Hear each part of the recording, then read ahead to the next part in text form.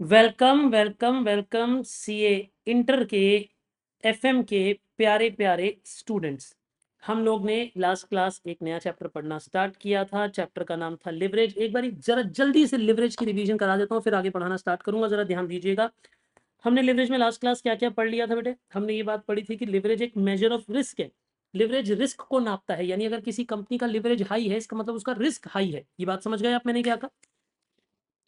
Risk लेकिन तीन तरीके से निकलता है, वो हम आज डिस्कस ज़्यादा करने वाले हैं। इनकम स्टेटमेंट एक स्टेटमेंट है जिसमें हम ये बताते हैं कि सेल में से पहले वेरिएबल खर्चा जाएगा, कंट्रीब्यूशन बचेगी, फिर फिक्स खर्चा जाएगा। ये जो फिक्स खर्चा होता है ये ऑपरेटिंग फिक्स खर्चा होता है, यानी ये मुख्य बिजनेस करने का फिक्स खर्चा है। इसमें से ईबीआईटी माइनस ईबीआईटी आ जाता है, उसमें से इंटरेस्ट पहले जाता है, फिर टैक्स जाता है, फिर प्रेफरेंस डिविडेंड जाता है, जिसमें से इंटरेस्ट और प्रेफरेंस डिविडेंड को मिलाकर हम फाइनेंशियल फिक्स्ड कॉस्ट कहते हैं। ठीक है जी। अब एक बच्चा मुझसे पूछता है कि कंट्रीब्यूशन क्या होता है?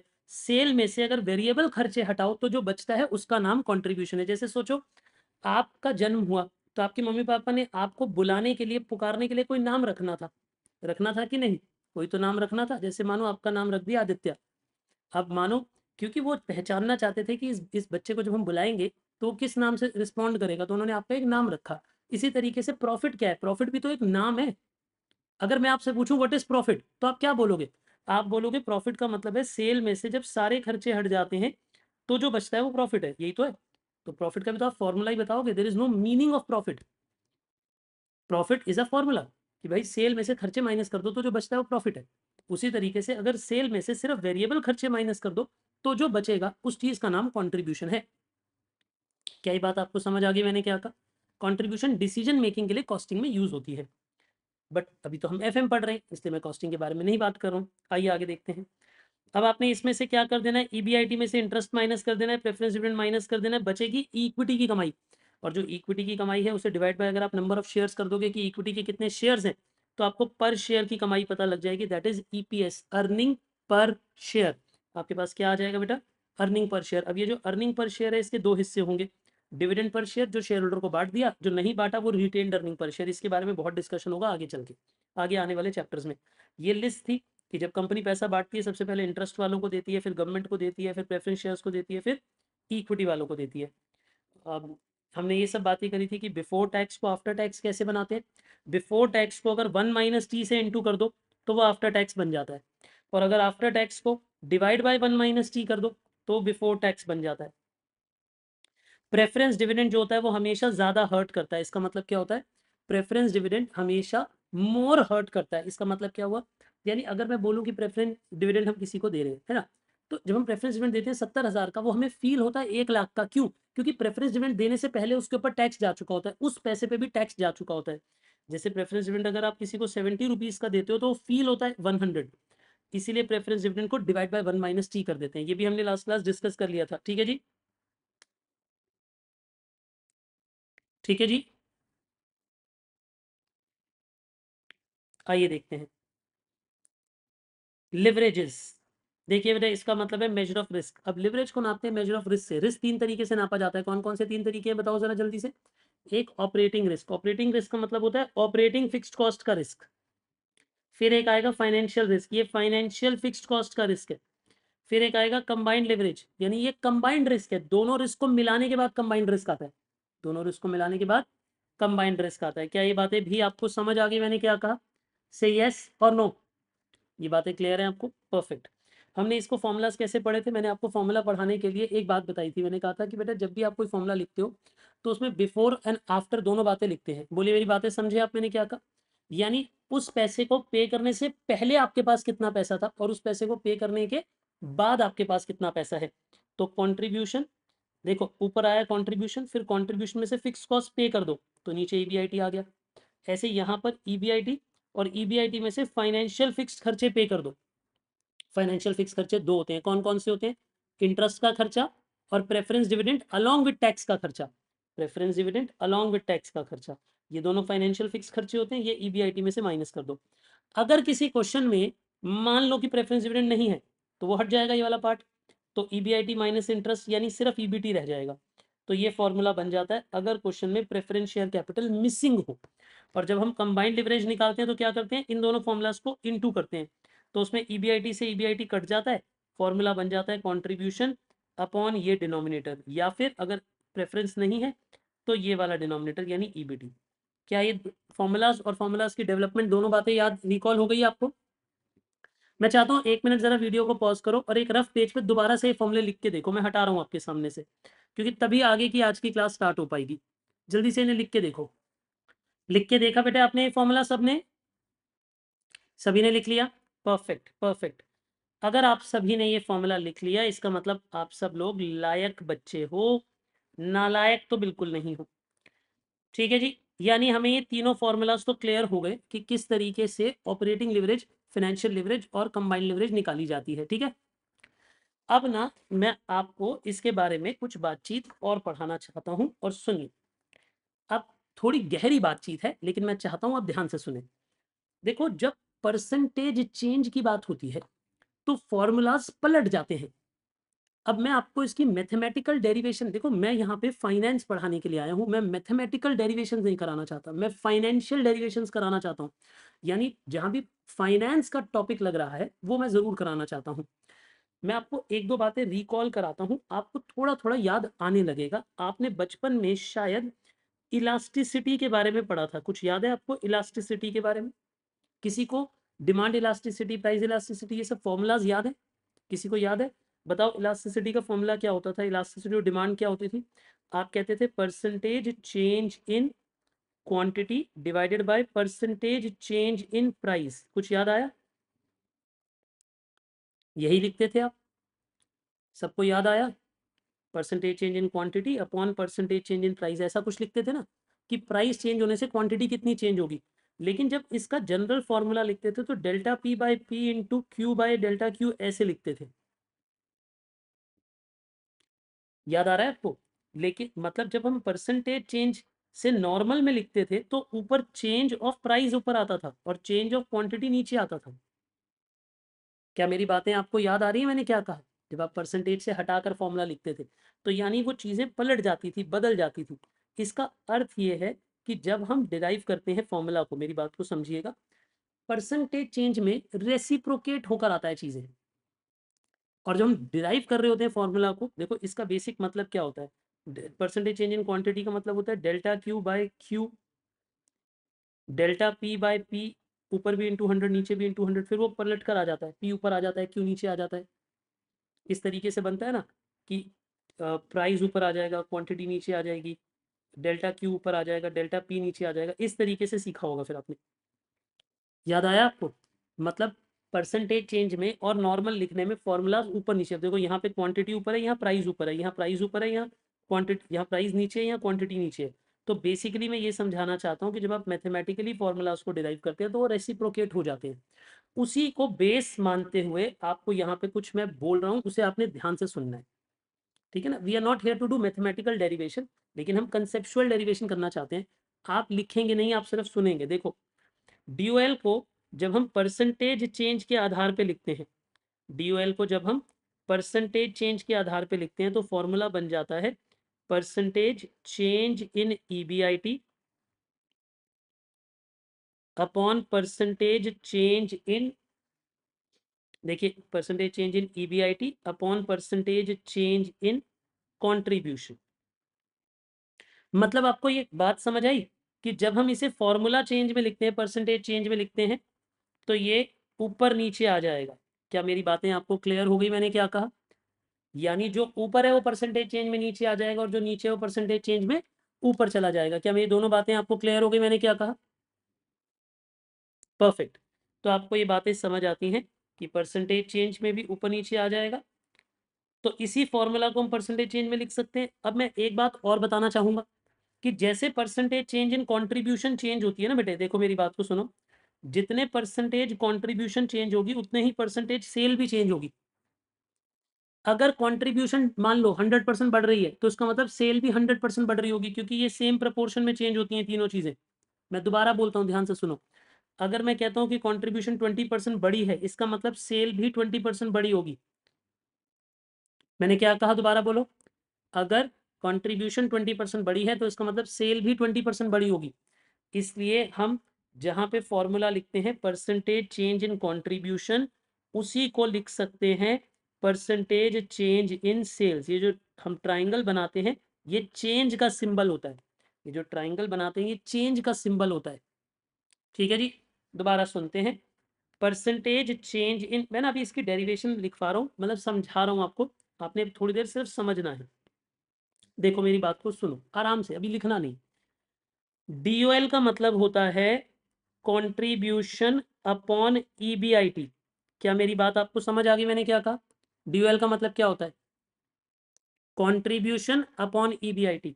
लेकिन अगर इसका परसेंटेज चेंज वाला फॉर्मूला होगा तो percentage change in EBIT upon percentage change in contribution. क्या ये बात भी आपको क्लियर हो गई? बोलिए, इतनी बातें क्लियर है? मैं रिपीट करता हूं, percentage change in EBIT upon percentage change in contribution. कोई दिक्कत तो नहीं है जी आपको? नो। तो इसी के साथ मैंने आपको ये बोला कि इसी को परसेंटेज चेंज इन सेल्स भी लिख देते हैं, क्योंकि हम ये अज्यूम कर रहे हैं कि जितने परसेंटेज बेटा कंट्रीब्यूशन चेंज होगी उतने ही परसेंटेज सेल भी चेंज होगी। मेरे हिसाब से आपको फॉर्मूला याद तो हो गया है, पर इसके लॉजिक पे डीप डाइव करना है। अब हमने फॉर्मूला याद तो हो गया है, रिकॉल तो हो गया, लर्न करने का तरीका तो पता लग गया। लर्न करने का तरीका पता लग गया ना आपको? देखो क्या पता लगा आपको, मैं बताता हूँ कि सर अगर कंट्रीब्यूशन होता है तो उसकी परसेंटेज चेंज नीचे चली जाएगी और EBIT की परसेंटेज चेंज ऊपर चली जाएगी, और कंट्रीब्यूशन की जितनी चेंज होती है उतनी ही सेल भी चेंज होती है। सर ये बात प्रूव करो। चलो इस बात को प्रूव करते हैं। देखो बेटा मेरी बात को समझो। अगर A केस और B केस की बात करूं, अगर मैं बोलता हूं कि हम सेल करते थे पहले लेटेस्ट से 10,000 यूनिट्स 100 रुपए वाले, तो बताना हमारी कितने रुपए की सेल होती थी? आप बोलोगे 10 लाख रुपीस की सेल होती थी। अगर मैं बोलूं इसमें से वेरिएबल कॉस्ट होती थी 10,000 यूनिट 40 रुपीस वाले, तो यानी कि हमारी 4 लाख रुपीस की कॉस्ट लग जाती थी। तो हमारी कंट्रीब्यूशन कितनी आती थी बताओ जरा सोच के? तो हमारी कंट्रीब्यूशन आती थी 6 लाख। क्या यहाँ तक का क्वेश्चन समझ आ गया आपको? अच्छा मान लेते हैं कि सेल 20% यूनिट बढ़ गए, यानी जितने यूनिट बेचते थे वो 20% बढ़ गए। इमेजिन करो कि अगर सेल यूनिट 20% बढ़ गए तो देखो अब 12,000 यूनिट पे 100 रुपए की सेल होगी, तो यानी 12 लाख रुपीस की सेल होगी। अब 12,000 यूनिट्स 40 रुपीस के बनेंगे, यानी कि 4,80,000 रुपीस के बनेंगे। अब अगर आप इन दोनों को भी सब्ट्रैक्ट कर देते हो तो इसका अर्थ होता है कि कंट्रीब्यूशन कितना बनेगा? अब जो कंट्रीब्यूशन है वो बन जाएगा आपका 7,20,000। अगर आप ध्यान से देखोगे तो जब सेल 20% बढ़ गई तो कंट्रीब्यूशन भी 20% बढ़ गया। आप ध्यान से परसेंटेज निकाल के देखो, देखो सेल 20% बढ़ी है बेटा। 10 लाख में 20%, कैलकुलेटर उठा लो ऐड करके देखो, 10 लाख प्लस 20%, 10 लाख में 20% ऐड करोगे तो यही आएगा। आ गया ये कि नहीं? इसी तरीके से अगर इसमें भी 20% ऐड करोगे तो यही आएगा। तो यानी इस एग्जांपल से मैंने आपको ये शो कर दिया कि जितने परसेंटेज चेंज इन कंट्रीब्यूशन होता है उतना ही परसेंटेज चेंज इन सेल भी होता है। क्या ये फॉर्मूला क्लियर? देखो ये अब आपको एग्जाम में कहीं करके दिखाने की जरूरत नहीं है, ये बस मैं आपकी अंडरस्टैंडिंग के लिए बता रहा हूँ कि बेटा ये फॉर्मूला कैसे बना है आपको पता हो। समझ आ गई बात? थम्स अप करिए और बोलिए हाँ समझ आ गई। अगर अगर आ गई है, नहीं आई है तो आप मुझसे दोबारा पूछ सकते हैं। सभी को क्लियर है ये फॉर्मूला? यानी जितनी परसेंटेज सेल चेंज होगी उतने ही परसेंटेज वेरिएबल कॉस्ट भी चेंज होगी, उतने ही परसेंटेज कंट्रीब्यूशन भी चेंज होगा। ऑब्वियस। ठीक है जी। एक बच्चा है sir percentage in variable cost भी हो सकती है। हाँ बेटा वो भी सेम ही होगी, बट हाँ आप कह रहे हो कि फॉर्मूला में लिख सकते हैं परसेंटेज चेंज इन वेरिएबल कॉस्ट? नहीं, जो ICI फॉलो करता है मैं वही फॉर्मूला डिराइव करूंगा, आपके घर का नया फॉर्मूला नहीं बनाएंगे। ये बात समझ आ गई बेटा मैंने क्या कहा? बोलो ये DOL का एक और फॉर्मूला क्लियर हो गया। इस फॉर्मूला को पढ़ते हुए हमने दो बातें दिमाग में रखी है। पहली बात कि जो नॉर्मल फॉर्मूला होता है जब उसे परसेंटेज चेंज में लेके जाते हैं तो रेसिप्रोकेट कर देते हैं। बोलो ये बात, एक बार बोलो ये बात, मुझे पता लगनी चाहिए, सबको पता लगनी चाहिए। और कैमरास अपने ऑन रखिए कि जब हम एक नॉर्मल फॉर्मूला को परसेंटेज चेंज में लेके जाते हैं तो रेसिप्रोकेट कर देते हैं। क्या कर देते हैं बेटे? रेसिप्रोकेट कर देते हैं, मतलब नीचे वाले टर्म को ऊपर, ऊपर वाले टर्म को नीचे। क्या ये बात आपको समझ आ गई मैंने क्या कहा? और एक बात कि ये तो रेसिप्रोकेट हो जाता है, और जहां परसेंटेज चेंज इन कंट्रीब्यूशन है उसकी जगह परसेंटेज चेंज इन सेल भी लिखी जा सकती है। लिखो ये फॉर्मूला जल्दी से, लिख लिया आप लोगों ने? लिखो लिखो जल्दी लिखो, क्विक, एब्सोल्युटली क्विक। अब एक बच्चा कह रहा है कि सर रेसिप्रोकेट जो किया है इसकी डेरिवेशन बताओ। बेटा I am not here for mathematical derivations, है ना, मैं आपको फाइनेंशियल डेरिवेशन सिखाऊंगा। मैथमेटिकल डेरिवेशंस आप लोग अपने फाउंडेशन के मैथ्स में पढ़ कर आए हैं, ठीक है, और जो चीज़ हमारे एग्जाम में नहीं आएगी मैं उस पर नहीं जाऊंगा, ठीक है बेटा। अब आप अगर कहते हैं कि ये रेसिप्रोकल क्यों हुआ, इसके लिए आपको जाना पड़ेगा अपने फाउंडेशन के टीचर्स के पास जिन्होंने इकोनॉमिक्स पढ़ाई, आपको इलास्टिसिटी के फॉर्मूलाज पढ़ाए, उनके पास जाना पड़ेगा, और मैथ्स के टीचर्स के पास जाना पड़ेगा, है ना। Let's keep it financial discussion here, है ना, क्योंकि आपके बचपन के पाप मैं नहीं धोऊंगा, मतलब जहाँ पे वो फाइनेंस के पाप है वो जरूर धोऊंगा, क्योंकि I want to teach my subject 100%, ठीक है। आइए बेटा, बोलिए यहाँ तक की बातचीत समझ आ गई आपको, मैंने क्या कहा? अब इससे आगे बढ़ते हैं। अब अगर हम बात करते हैं बेटा डीएफएल के बारे में, डिग्री ऑफ फाइनेंशियल लिवरेज के बारे में, ठीक है, सुनो अच्छा अच्छे से समझना। जब हम बात करते हैं डीएफएल के बारे में, तो डीएफएल हमें ये बताता है कि यार देखो, अ, अगर इसकी परसेंटेज चेंज करनी है तो सर ये परसेंटेज चेंज तो चलो नीचे लिखनी आसान हो जाएगी। सर आपने कहा रेसिप्रोकल कर देना, तो सर ये तो नीचे percentage change in EBIT, sir ये लिखना तो आसान है। सर लेकिन अब तो हम फंस गए, अब इतनी बड़ी परसेंटेज चेंज कहाँ से निकालूं मैं, इतनी बड़ी परसेंटेज चेंज कहाँ से निकालूं मैं तो फंस गया। बेटा सही बात है, फंस गए। तो ऐसे केस में जो फॉर्मूला आपके आईसीआई ने सजेस्ट किया, उसने कहा देखो एक बात को समझो कि इन सब का जो परसेंटेज चेंज का इम्पैक्ट है वो किस पे आएगा अल्टीमेटली। आप इनकम स्टेटमेंट को ध्यान से देखो, इन सब की परसेंटेज चेंज का जो इम्पैक्ट आएगा वो अल्टीमेटली किस पे आएगा, ईपीएस पे। अल्टीमेटली इम्पैक्ट सारा का सारा किस पे आएगा एंड में, आप बताइए। इसका परसेंटेज चेंज का जो इम्पैक्ट एंड में किस पे आएगा बताओ, ईपीएस पे आएगा। तो इसीलिए उस फॉर्मूला में उन्होंने परसेंटेज चेंज इन ईपीएस को यूज किया। किसे यूज किया, परसेंटेज चेंज इन ईपीएस को यूज किया। अब देखो मैं ये फॉर्मूलाज आपको पढ़ा सकता हूँ, क्योंकि आपका आईसीआई कहता है इन फॉर्मूलाज को पढ़ाने के लिए। इस फॉर्मूला को याद करते हुए सोचना क्या है मैं वो भी बता पा रहा हूँ, ठीक है ना। पार्शियली मैथमेटिकल डेरिवेशन के बारे में बता रहा हूँ कि इसका सोर्स कहाँ है, बट डेफिनेटली कुछ फॉर्मूलाज जो हैं वो टेक्निकली डिराइव नहीं हो सकते, तो उनकी डेरिवेशन पे हम नहीं जाएंगे, और हमारे करिकुलम में मैथमेटिकल डेरिवेशन नहीं है। फॉर्मूलाज की समझ है, समझ दी जाएगी आपको, और जहाँ पे फाइनेंशियल डेरिवेशन होगी वो भी मैं कराऊंगा, वो तो सारे फॉर्मूलाज की कराऊंगा जो भी फाइनेंशियली डेवलप होंगे। तो देखो इस फॉर्मूला में उन्होंने क्या किया, percentage change in EPS upon percentage change in EBIT लिखा। मैं आपको एक बात समझाना चाहता हूँ कि एक्चुअली में पता है कर क्या रहे हैं हम स्टार्टिंग से लेके एंड तक की परसेंटेज चेंज ले रहे हैं। परसेंटेज चेंज इन सेल्स से लेके परसेंटेज चेंज इन ईपीएस तक जा रहे हैं, यानी हम इस पूरे की परसेंटेज चेंज को इम्पैक्ट करना चाहते हैं, क्योंकि हम पूरी स्टेटमेंट को पढ़ना चाहते हैं। एक्चुअली में हम पूरी की पूरी स्टेटमेंट को पढ़ना चाहते हैं, इसीलिए इसे परसेंटेज चेंज इन ईपीएस तक लाया जाता है। और अगर अब मैं इन दोनों को इंटू करूंगा तो बताओ क्या होगा, मल्टीप्लाई करूंगा तो क्या होगा, percentage change in EBIT cut जाएगी, percentage change in EBIT cut जाएगी, तो क्या बनेगा बताओ, फॉर्मूला क्या बनेगा मल्टीप्लाई करके, डीसीएल का फॉर्मूला क्या बनेगा, आप बोलोगे percentage change in EPS upon percentage change in contribution और परसेंटेज चेंज इन सेल्स।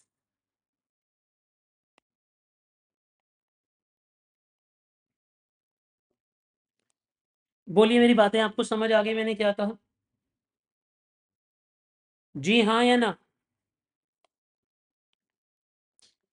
ये एक बारी मैं आपको और समझाता हूँ, इसे दोबारा ध्यान दीजिएगा, ठीक है ना। देखो मैंने इसे अपने मन में कैसे रखा हुआ है, मैं वो चीज़ आपको डिस्प्ले करता हूँ, वो चीज़ आपको बताता हूँ, आप कोशिश करिएगा कि आप भी उसी लॉजिक को अल्टीमेटली सोचें। आइए जरा पहले इसे लिख लो, कवर अप कर लो, चलो इतना लिख लो पहले जल्दी से, फिर मैं आपको इसे समझाना स्टार्ट करता हूँ। जल्दी से लिख लो पहले, लिख लिया आपने?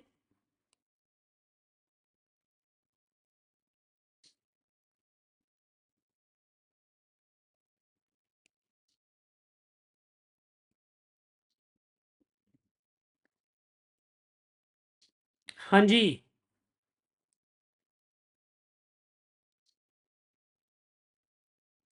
लिख लिया जी, बच्चे कह रहे हैं हमने फॉर्मूला लिख लिया।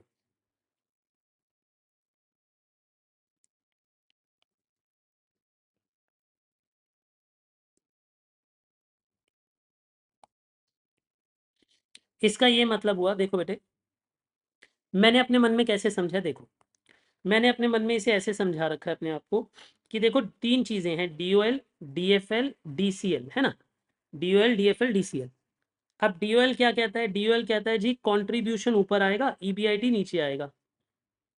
ये कहता है कि ईबीआईटी ऊपर आएगा और लगभग ईबीटी नीचे आएगा, क्योंकि प्रेफरेंस शेयर तो ज्यादातर अगर होगा भी तो माइनस हो जाएगा, preference dividend upon 1 minus T, ये नीचे आएगा। और डीसीएल में ये दोनों मल्टीप्लाई होकर कैसे आएंगे बेटे, ये दोनों जब मल्टीप्लाई हो जाएंगे तो ईबीआईटी ईबीआईटी कट जाएगा, कंट्रीब्यूशन, तो ये देखिए ईबीआईटी से ईबीआईटी कट जाएगा, कंट्रीब्यूशन अपॉन दिस,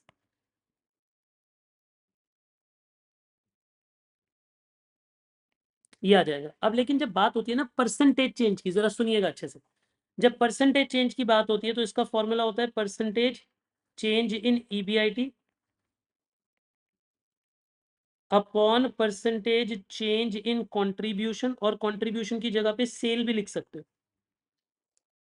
और यहाँ पे क्या करते हैं, जब परसेंटेज चेंज लिखते हैं तो नीचे परसेंटेज चेंज इन ईबीआईटी लिख देते हैं, क्योंकि ऊपर ईबीआईटी था तो नीचे परसेंटेज चेंज इन ईबीआईटी लिख देते हैं। और इसकी परसेंटेज चेंज नहीं लिख सकते, निकाल नहीं सकते, एक एक चीज की परसेंटेज चेंज नहीं निकाल सकते। तो जो सबसे आखिर होता है इनकम स्टेटमेंट में, सबसे लास्ट स्टेप क्या होता है बेटा, ईपीएस, तो ईपीएस की परसेंटेज चेंज लिख देते हैं। ठीक है जी।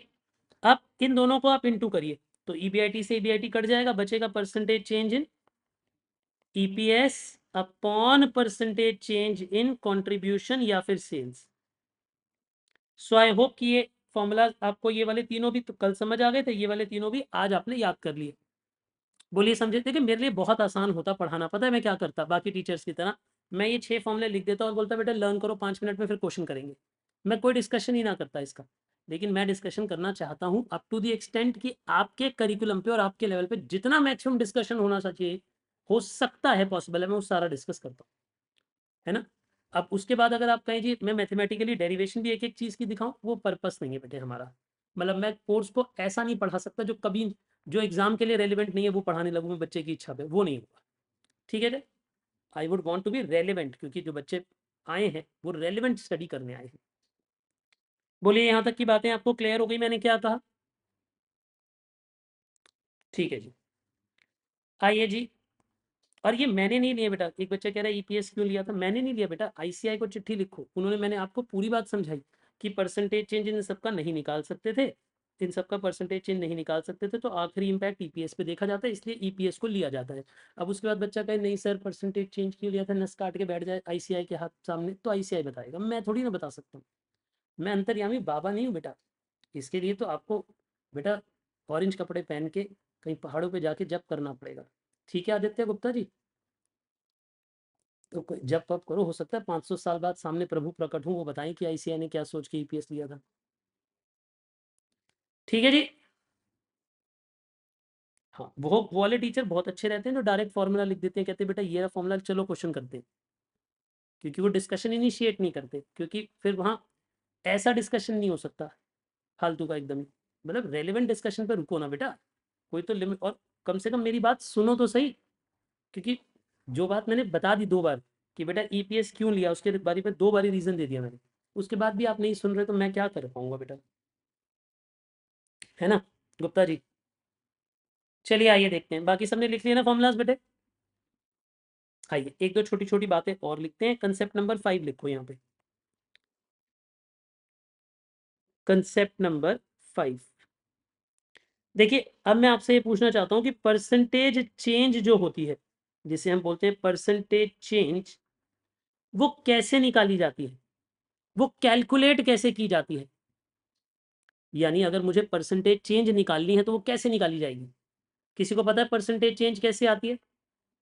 जैसे मान लो मैंने बोला कि ये 10 लाख की सेल 12 लाख की बन गई, 10 लाख की सेल 12 लाख बन गई, तो 20% इंक्रीज हुआ, ये 20% आपके माइंड में कैसे आया, कैसे निकाला था 20%, पता है कैसे निकाला था, आपने ऐसे निकाला था, new value minus old value upon old value into 100। क्या कहा मैंने फॉर्मूला बताओ? New value minus old value upon old value into 100। क्या ये बात क्लियर हो गई बेटा? मैंने क्या कहा दोबारा बताओ। New minus old upon old into 100, ये फॉर्मूला होता है। आपने अपने मन में यही सोचा था जब आपने 20% बताया, तो पता है आपके मन में क्या चल रहा था? 12 lakh minus 10 lakh upon 10 lakh into 100, तब जाके 20% आया होगा आपके मन में। अब आपने ये सोच के किया हो या बिना सोचे किया हो, बट तरीका यही होगा आपके मन के अंदर। कॉन्शियस माइंड से किया या अनकॉन्शियस माइंड से किया, जैसे भी किया, परसेंटेज चेंज का फॉर्मूला समझ आया बेटे आपको? सभी को समझ आ गया परसेंटेज चेंज का फॉर्मूला? बोलिए हाँ या ना। कूल, शाबाश। आइए पहले थोड़े क्वेश्चन कराता हूँ, फिर वापिस आऊंगा, ठीक है ना? ये लिख लिया ना बेटा आपने? कूल। चलिए एक आधा क्वेश्चन पढ़ते हैं, फिर वापिस आ जाएंगे। हमने क्वेश्चन नंबर 1 2 3 आपको होमवर्क दिए थे, शायद थर्ड भी होमवर्क दे दिया था मैंने, नहीं दिया था। वैसे थर्ड जो है वो काफी हद तक क्वेश्चन नंबर सेकंड के जैसा है। अच्छा, मैंने ना एक टॉपिक और कल पढ़ाना रह गया था मेरा, पहले वो पढ़ा दूं, फिर क्वेश्चन पे लेके चलता हूँ, वापस नोट्स पे आ जाता हूँ। लिखिए कंसेप्ट नंबर 6। देखिए कंसेप्ट नंबर 6, कंसेप्ट नंबर 6 होगा पीवी रेशियो। इसे बोलते हैं बेटा प्रॉफिट वॉल्यूम रेशियो। कौन सी रेशियो बोलते हैं इसे? Profit volume ratio. सर इस रेशियो का मतलब क्या होता है? इस रेशियो का मतलब होता है बच्चे कि अगर आप सेल्स में से वेरिएबल कॉस्ट हटा दो, सेल्स में से वेरिएबल कॉस्ट अगर आप माइनस कर दो, तो जो आपके पास बचेगा, सेल माइनस वेरिएबल कॉस्ट अगर आप करोगे, तो जो आपके पास कंट्रीब्यूशन बचेगी,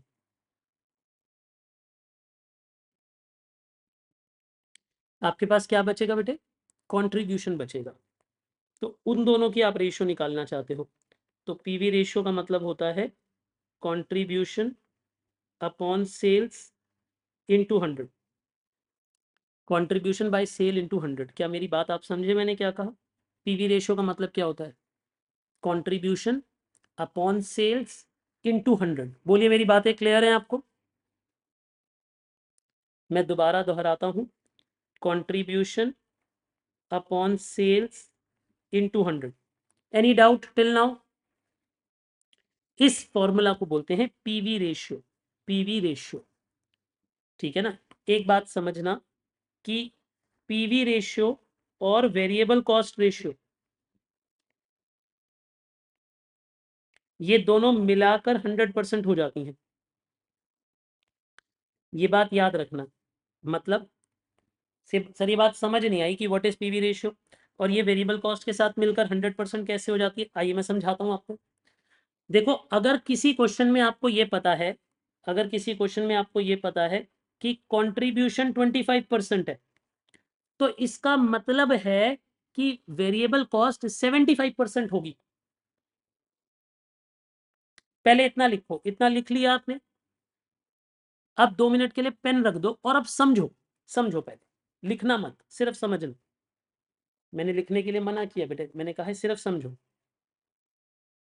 देखो, अगर मैं आपको ये बोलूं कि हमारे पास सेल्स 100% है, तो वेरिएबल कॉस्ट कितनी होगी कि हमारी जो कंट्रीब्यूशन है, मान लो वो 25% है। यानी अगर मैं आपको ये कहूं कि सेल्स में से कंट्रीब्यूशन 25% है, मैं दोबारा बोलता हूं, अगर मैं बोलूं कि सेल्स में से कंट्रीब्यूशन 25% है, तो बताओ वेरिएबल कॉस्ट कितनी होगी? सोच के बोलो। 75% होगी, राइट? बैलेंसिंग फिगर से ये जरूर 75% होगी। यही फॉर्मूला मैं आपको बता रहा हूं कि अगर कंट्रीब्यूशन यानी पीवी रेशियो कंट्रीब्यूशन की रेशियो है, कि अगर ये 25% है, तो वेरिएबल कॉस्ट 75% होगी, और ये दोनों मिलाकर 100% होती हैं हमेशा। क्या ये कंसेप्ट आपको समझ आ गया मैंने क्या कहा?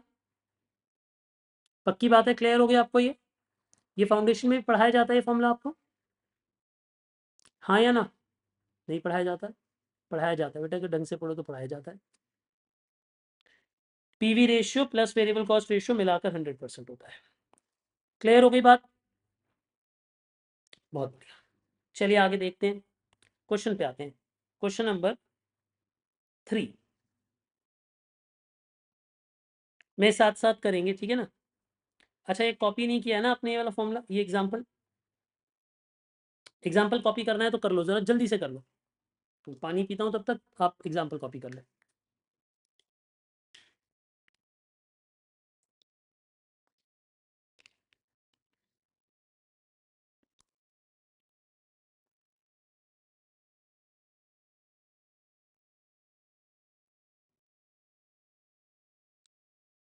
लिख लिया बच्चा? कूल। अब इससे एक कदम आगे बढ़ते हैं क्वेश्चन की ओर। देखिए क्वेश्चन क्या कहता है, क्वेश्चन कहता है कि ऐसा है, हमारा पीवी रेशियो 30% है। अब आप मुझे बताओ, जल्दी से बताओ, अगर पीवी रेशियो 30% है, इसका मतलब वेरिएबल कॉस्ट रेशियो कितनी होगी? जल्दी बताओ। 70%। अपने आप दिमाग में आ जाना चाहिए कि उन दोनों को ऐड करके 100 आता है। तो अगर पीवी रेशियो 30 है तो उसका मतलब वेरिएबल कॉस्ट 70% होगी। वो कहता है ऑपरेटिंग लिवरेज 2 है, फाइनेंशियल लिवरेज 1.5 है, लोन हमारा इतने का है, पोस्ट टैक्स इंटरेस्ट रेट। अब देखो ये क्वेश्चन ना बहुत भारी करता जा रहा है, जानबूझ के वो आपको जितने मैंने अभी तक कंसेप्ट पढ़ाए हैं वो सारे लगा रहा है, कह रहा है बेटा पढ़े थे, कंसेप्ट पढ़े थे कि नहीं, करके दिखाओ। देखो मेरे लिए बड़ा आसान है, मैं बड़े बच्चों बच्चों वाले क्वेश्चन पहले पढ़ाता रहूँ आपको, झुमाता रहूँ आपको, कहूँ वाह मजा आ रहा है, आनंद आ रहा है, 10-10 क्वेश्चन इजी इजी वाले कराते रहूँ, उसका क्या फायदा? वो एग्जाम में ही नहीं आने। एग्जाम में जिस लेवल का क्वेश्चन आना है मुझे उसकी तैयारी करानी है आपके रेलिवेंट समय में, है ना? आपके समय की कीमत को समझना है बेटा, आपने भी और मैंने भी। आइए सर, मुझे एक बात पता है।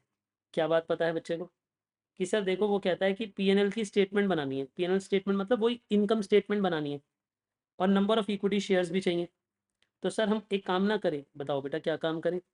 सर हम एक काम करते हैं, इस क्वेश्चन का सॉल्यूशन स्टार्ट करेंगे, और सॉल्यूशन में इनकम स्टेटमेंट को पीएनएल स्टेटमेंट का नाम दे देते हैं। सर आपने तो नाम ही बदल दिया, बताओ मैंने नाम क्यों बदल दिया इस बार?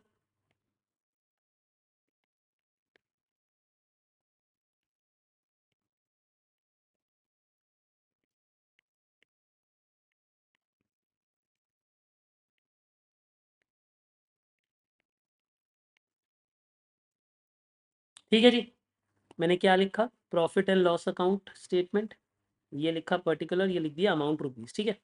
स्टार्ट करूँ? अच्छा मेरे साथ साथ समझना, सबसे पहले मुझे सेल्स पता होनी चाहिए, फिर उसमें से वेरिएबल कॉस्ट माइनस होनी चाहिए, जो कि मुझे पता है 70% होगी। सर आपको कैसे पता चला? बेटा यही तो चालाकी है, कि अगर मुझे पीवी रेशियो पता है, अगर मुझे पता है कि पीवी रेशियो 30% है, तो इसका मतलब वेरिएबल कॉस्ट की रेशियो 70% होगी। अब कंट्रीब्यूशन में से पहले फिक्स्ड कॉस्ट माइनस होगी। क्या इस क्वेश्चन में फिक्स कॉस्ट है? आइए देखते हैं, क्या इस क्वेश्चन में फिक्स कॉस्ट है? होगी तो सही, लेकिन हमें नहीं दी हुई। होगी तो ज़रूर, लेकिन हमें नहीं दी हुई। कोई बात नहीं। अब इसके बाद हमारे पास ईबीआईटी आ जाता है। ईबीआईटी में से इंटरेस्ट माइनस होता है, इंटरेस्ट लोन पे माइनस होता है, लोन है 1,25,000 का, लेकिन उस पे इंटरेस्ट रेट आना चाहिए, लेकिन वो चालाकी से इंटरेस्ट रेट कौन सा दे रहा है? वो आफ्टर टैक्स वाला दे रहा है, पोस्ट टैक्स वाला, जबकि ऐसा नहीं होना चाहिए।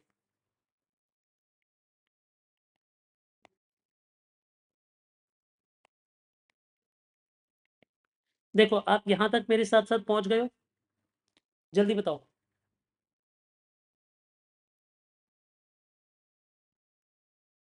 जल्दी से बताइए बेटा, ये लिख लिया आपने मेरे साथ साथ?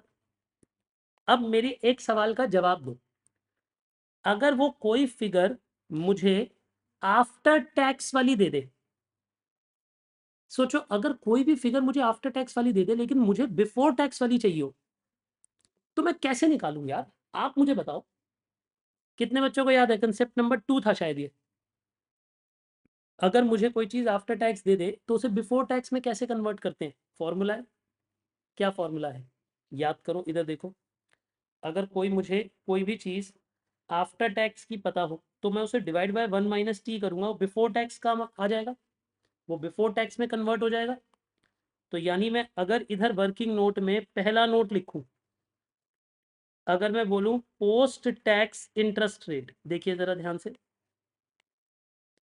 अगर मैं बोलूं पोस्ट टैक्स इंटरेस्ट रेट,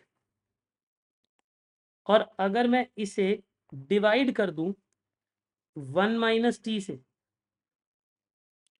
और मैं इसे डिवाइड कर दूं 1 माइनस टी से यानी 1 माइनस टैक्स से, क्या ये बात आपको समझ आ गई मैंने क्या कहा? तो ये बिफोर टैक्स वाला इंटरेस्ट रेट आ जाएगा।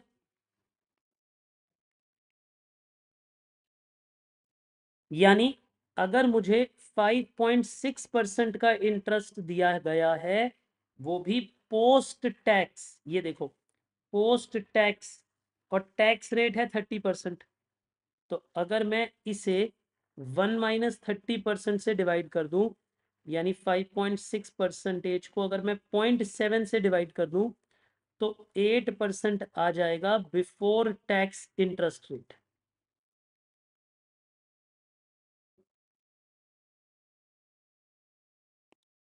यानी मेरे पास बिफोर टैक्स वाला इंटरेस्ट रेट 8% का आ जाएगा। बोलिए, ये बात आपको क्लियर हो गई मैंने क्या कहा?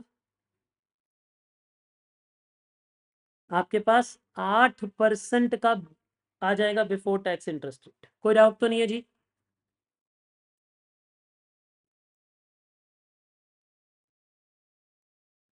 Is it clear?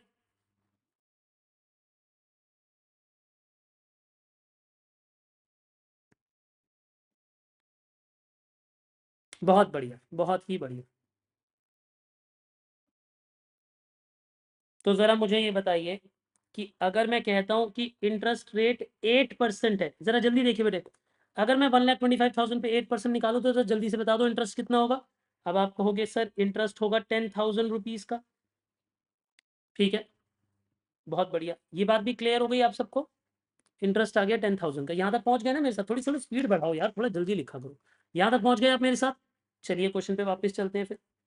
हाँ जी, क्वेश्चन और क्या पता है? और क्वेश्चन कहता है कि प्राइस अर्निंग रेशियो इतनी है और मार्केट प्राइस इतना है, ये हमें पीवी रेशियो पता है। अब देखो इस पूरे क्वेश्चन में प्रेफरेंस डिविडेंड का तो कहीं पे भी कोई हिंट नहीं है। कोई हिंट है? कहीं हिंट नहीं है, तो मान लेंगे प्रेफरेंस डिविडेंड नहीं है। भाई 99% क्वेश्चन में नहीं होते, तो ये मानना बड़ा आम है कि क्वेश्चन में प्रेफरेंस डिविडेंड नहीं है। अच्छा, अगर मुझे इंटरेस्ट पता है, अगर मुझे इंटरेस्ट पता है, तो क्या मैं, इधर फॉर्मूले को ध्यान से देखना, अगर मुझे इंटरेस्ट पता है, प्रेफरेंस डिविडेंड नहीं है क्वेश्चन में, तो क्या मैं इसकी मदद से और डीएफएल की मदद से ईबीआईटी डिराइव नहीं कर सकता? आप अपने आप को शार्प करो कि मुझे क्वेश्चन में डीएफएल पता है, ये देखो क्वेश्चन में मुझे फाइनेंशियल लिवरेज पता है, क्वेश्चन में मुझे इंटरेस्ट पता है, तो ईबीआईटी आ जाएगा। देखो कैसे, लिखिए आप मेरे साथ वर्किंग नोट नंबर 2, इधर लिखिए वर्किंग नोट नंबर 2। आप लिखोगे degree of financial leverage is equal to EBIT upon EBIT minus interest. वैसे ऐसे लिखना है तो लिख दो कि preference dividend along with tax, ये है ही नहीं तो इसे गायब कर दो, इस फॉर्मूला को लिख के काट दो, ताकि रिवीजन में आपको याद रहे कि हमने मान लिया था कि प्रेफरेंस डिविडेंड नहीं है, क्योंकि इस क्वेश्चन में प्रेफरेंस डिविडेंड का कोई भी हिंट नहीं है, तो हम मान लेंगे कि वो नहीं है। क्या यहाँ तक की बात आपको समझ आ गई? और अगर होता तो फिर आंसर सॉल्व नहीं होता हमारा, ये पंगा है। ठीक है जी, यहाँ तक क्लियर है आपको? अब देखो, अगर मुझे डीएफएल 1.50 का पता है, ईबीआईटी को अगर मैं एक्स मान लूं, तो ये x माइनस 10,000 हो जाएगा। यानी क्या कहा बेटे मैंने? x upon x minus 10,000 is equal to 1.5। Swaraj, ये बात क्लियर है आपको? शाबाश। अच्छा देखो, अब अगर इसे क्रॉस मल्टीप्लाई करोगे तो क्या आ जाएगा? 1.50 x minus 10,000 is equal to x, तो ये मल्टीप्लाई करो, 1.50 x minus 15,000 is equal to x, तो ये उठा के इधर ले जाओ, 1.50 x minus x is equal to 15,000, यानी 0.50 x इज इक्वल टू 15,000। बेटा क्योंकि 1.5 में से 1 चला गया, तो 0.5x रह गया, तो 0.5 से डिवाइड कर दो, तो 15,000 rupees divided by 0.5, so x यानी EBIT is equal to rupees 30,000। सबको समझ आ गया EBIT 30,000 कैसे आया है? सभी को क्लियर हो गया बेटा EBIT 30,000 कैसे आया है? Absolutely clear.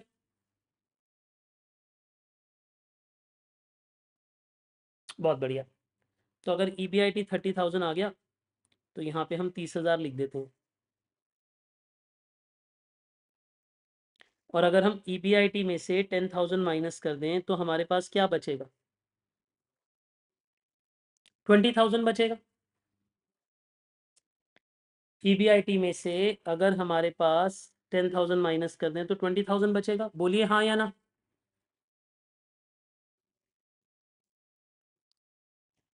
अब इसमें से टैक्स माइनस करो, इसमें से टैक्स माइनस करो, बताओ टैक्स कितना माइनस होगा? तो यानी यहाँ पे 6,000 का टैक्स माइनस हो जाएगा, बचेगा 14,000। ये भी क्लियर हो गया बेटे आपको? यहां तक की बात अगर क्लियर है तो मैं अगले स्टेप पे चलूं। थम्स अप करके इंडिकेट कर दीजिए क्लियर है कि नहीं। लिख लिया आपने ये स्टेटमेंट? यामिनी बताओ बेटे क्लियर है? ठीक है। अब हम एक काम करते हैं, अब ना हमें ध्यान से देखिए क्वेश्चन में, अभी तक हमने फाइनेंशियल लिवरेज यूज किया है ना, हमें क्वेश्चन में ऑपरेटिंग लिवरेज भी तो गिवन है, तो अब हम ऑपरेटिंग लिवरेज को यूज करते हैं। बताओ ऑपरेटिंग लिवरेज का फॉर्मूला क्या होता है, याद करो।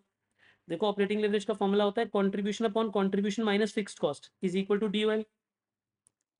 तो अब ये फॉर्मूला यूज करो। थोड़ी नीचे आ जाते हैं इधर, working note number 3, degree of operating leverage is equal to contribution upon contribution minus fixed cost. ठीक है जी। मतलब हमें ये बात पता है कंट्रीब्यूशन अपॉन EBIT, ये बात पता है आपको। तो देखो मेरी बात को समझो, अगर DOL 2 है, कंट्रीब्यूशन नहीं पता, लेकिन EBIT 30,000 है, तो ये मल्टीप्लाई कर दीजिए, तो 60,000 की कंट्रीब्यूशन आ गई।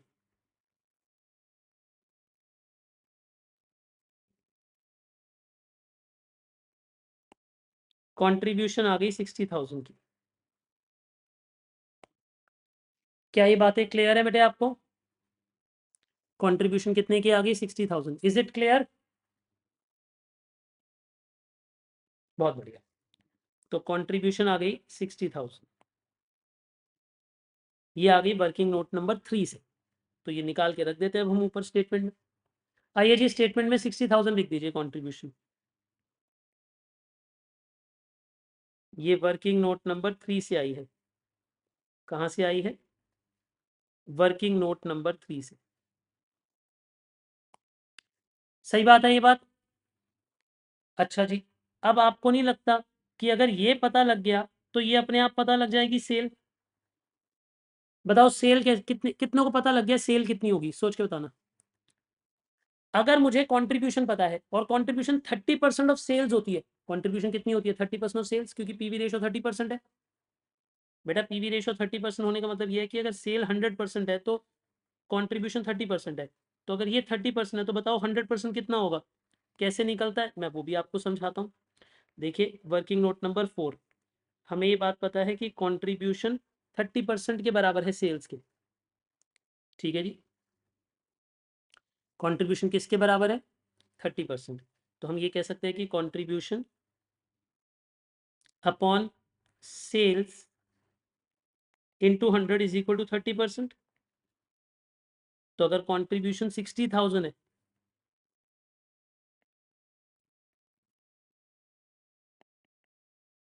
तो क्रॉस मल्टीप्लाई करके निकाल लो, सेल आ जाएगी 2 लाख रुपीज की।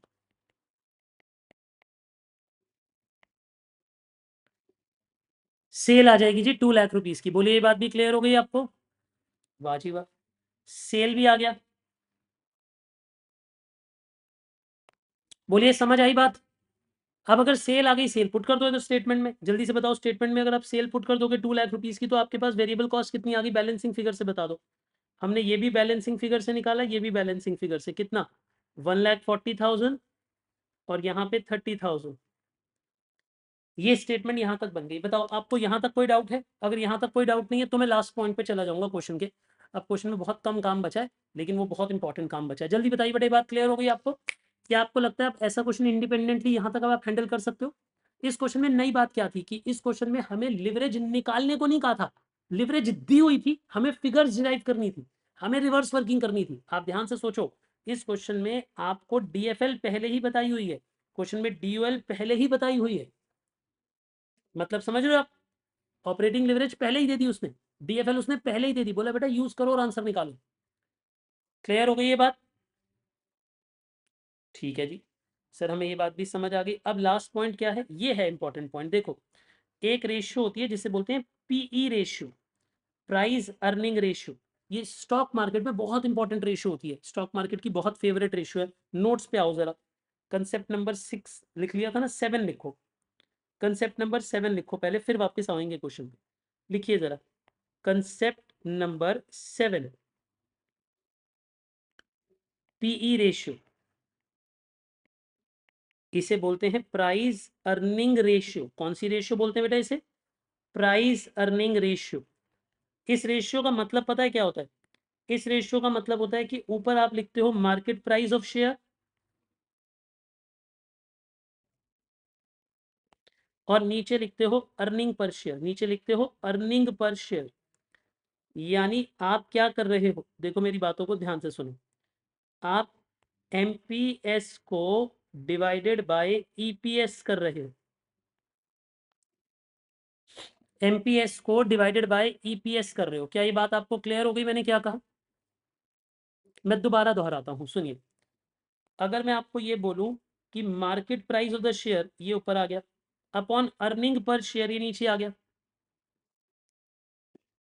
समझिए मेरी बात को ध्यान से सुनिए। अगर मैं आपको ये बोलूं पीई रेशियो, तो पीई रेशियो का मतलब है MPS by EPS, MPS by EPS, ये रेशियो होनी चाहिए हमारी। मैं दोबारा दोहराता हूं, पीई रेशियो का मतलब है MPS by EPS, MPS by EPS.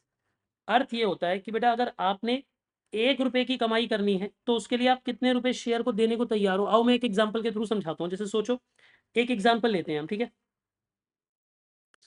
चलो आप एक काम करो, गूगल खोलो और मैं आपको दो चीज़ों का एग्जांपल देता हूँ, एक आईसीआईसीआई बैंक का और एक एचडीएफसी बैंक का। चलो गूगल गूगल मत खोलो, मैं अपने अंदाजे से बताता हूँ आपको, ठीक है ना? मतलब एग्जाम्पलरी तौर पे डिस्कस कर लेते हैं हम कि क्या होगा, क्योंकि अभी आप गूगल वगैरह ओपन करोगे तो शायद टाइम ज़्यादा लग जाएगा।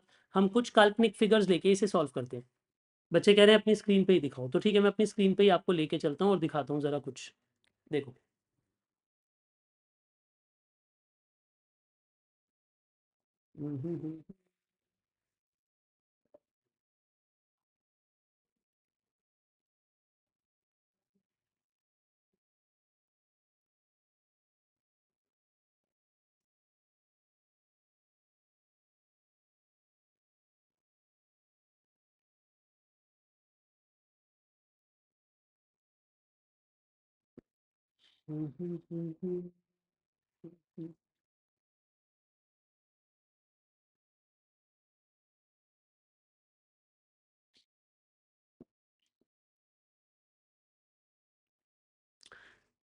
हाँ जी, मैं ना अपने ज़रा कुछ ओपन अप कर रहा हूँ।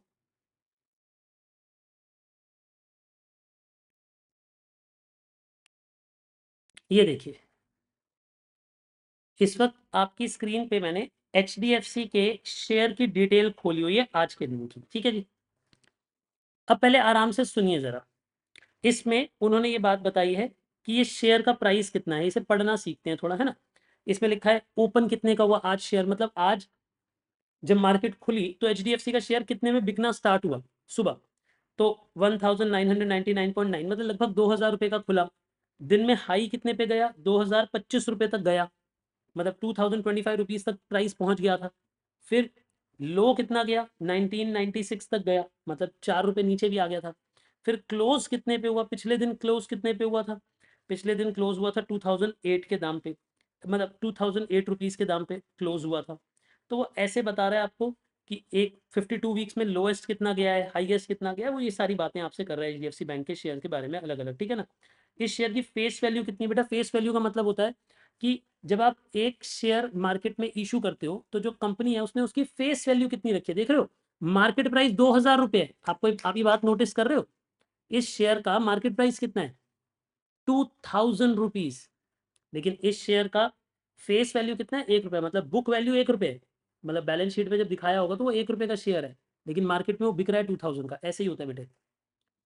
ठीक है जी, यहाँ तक क्लियर है आपको। और इसकी बुक वैल्यू, जिस जो बैलेंस शीट के अंदर सारे एसेट्स की वैल्यू है इस एक शेयर की, ये सब मैं डिस्कस करूंगा धीरे धीरे करके, अगला चैप्टर आएगा ना रेशियोज में, सारी बातें डिस्कस करूंगा।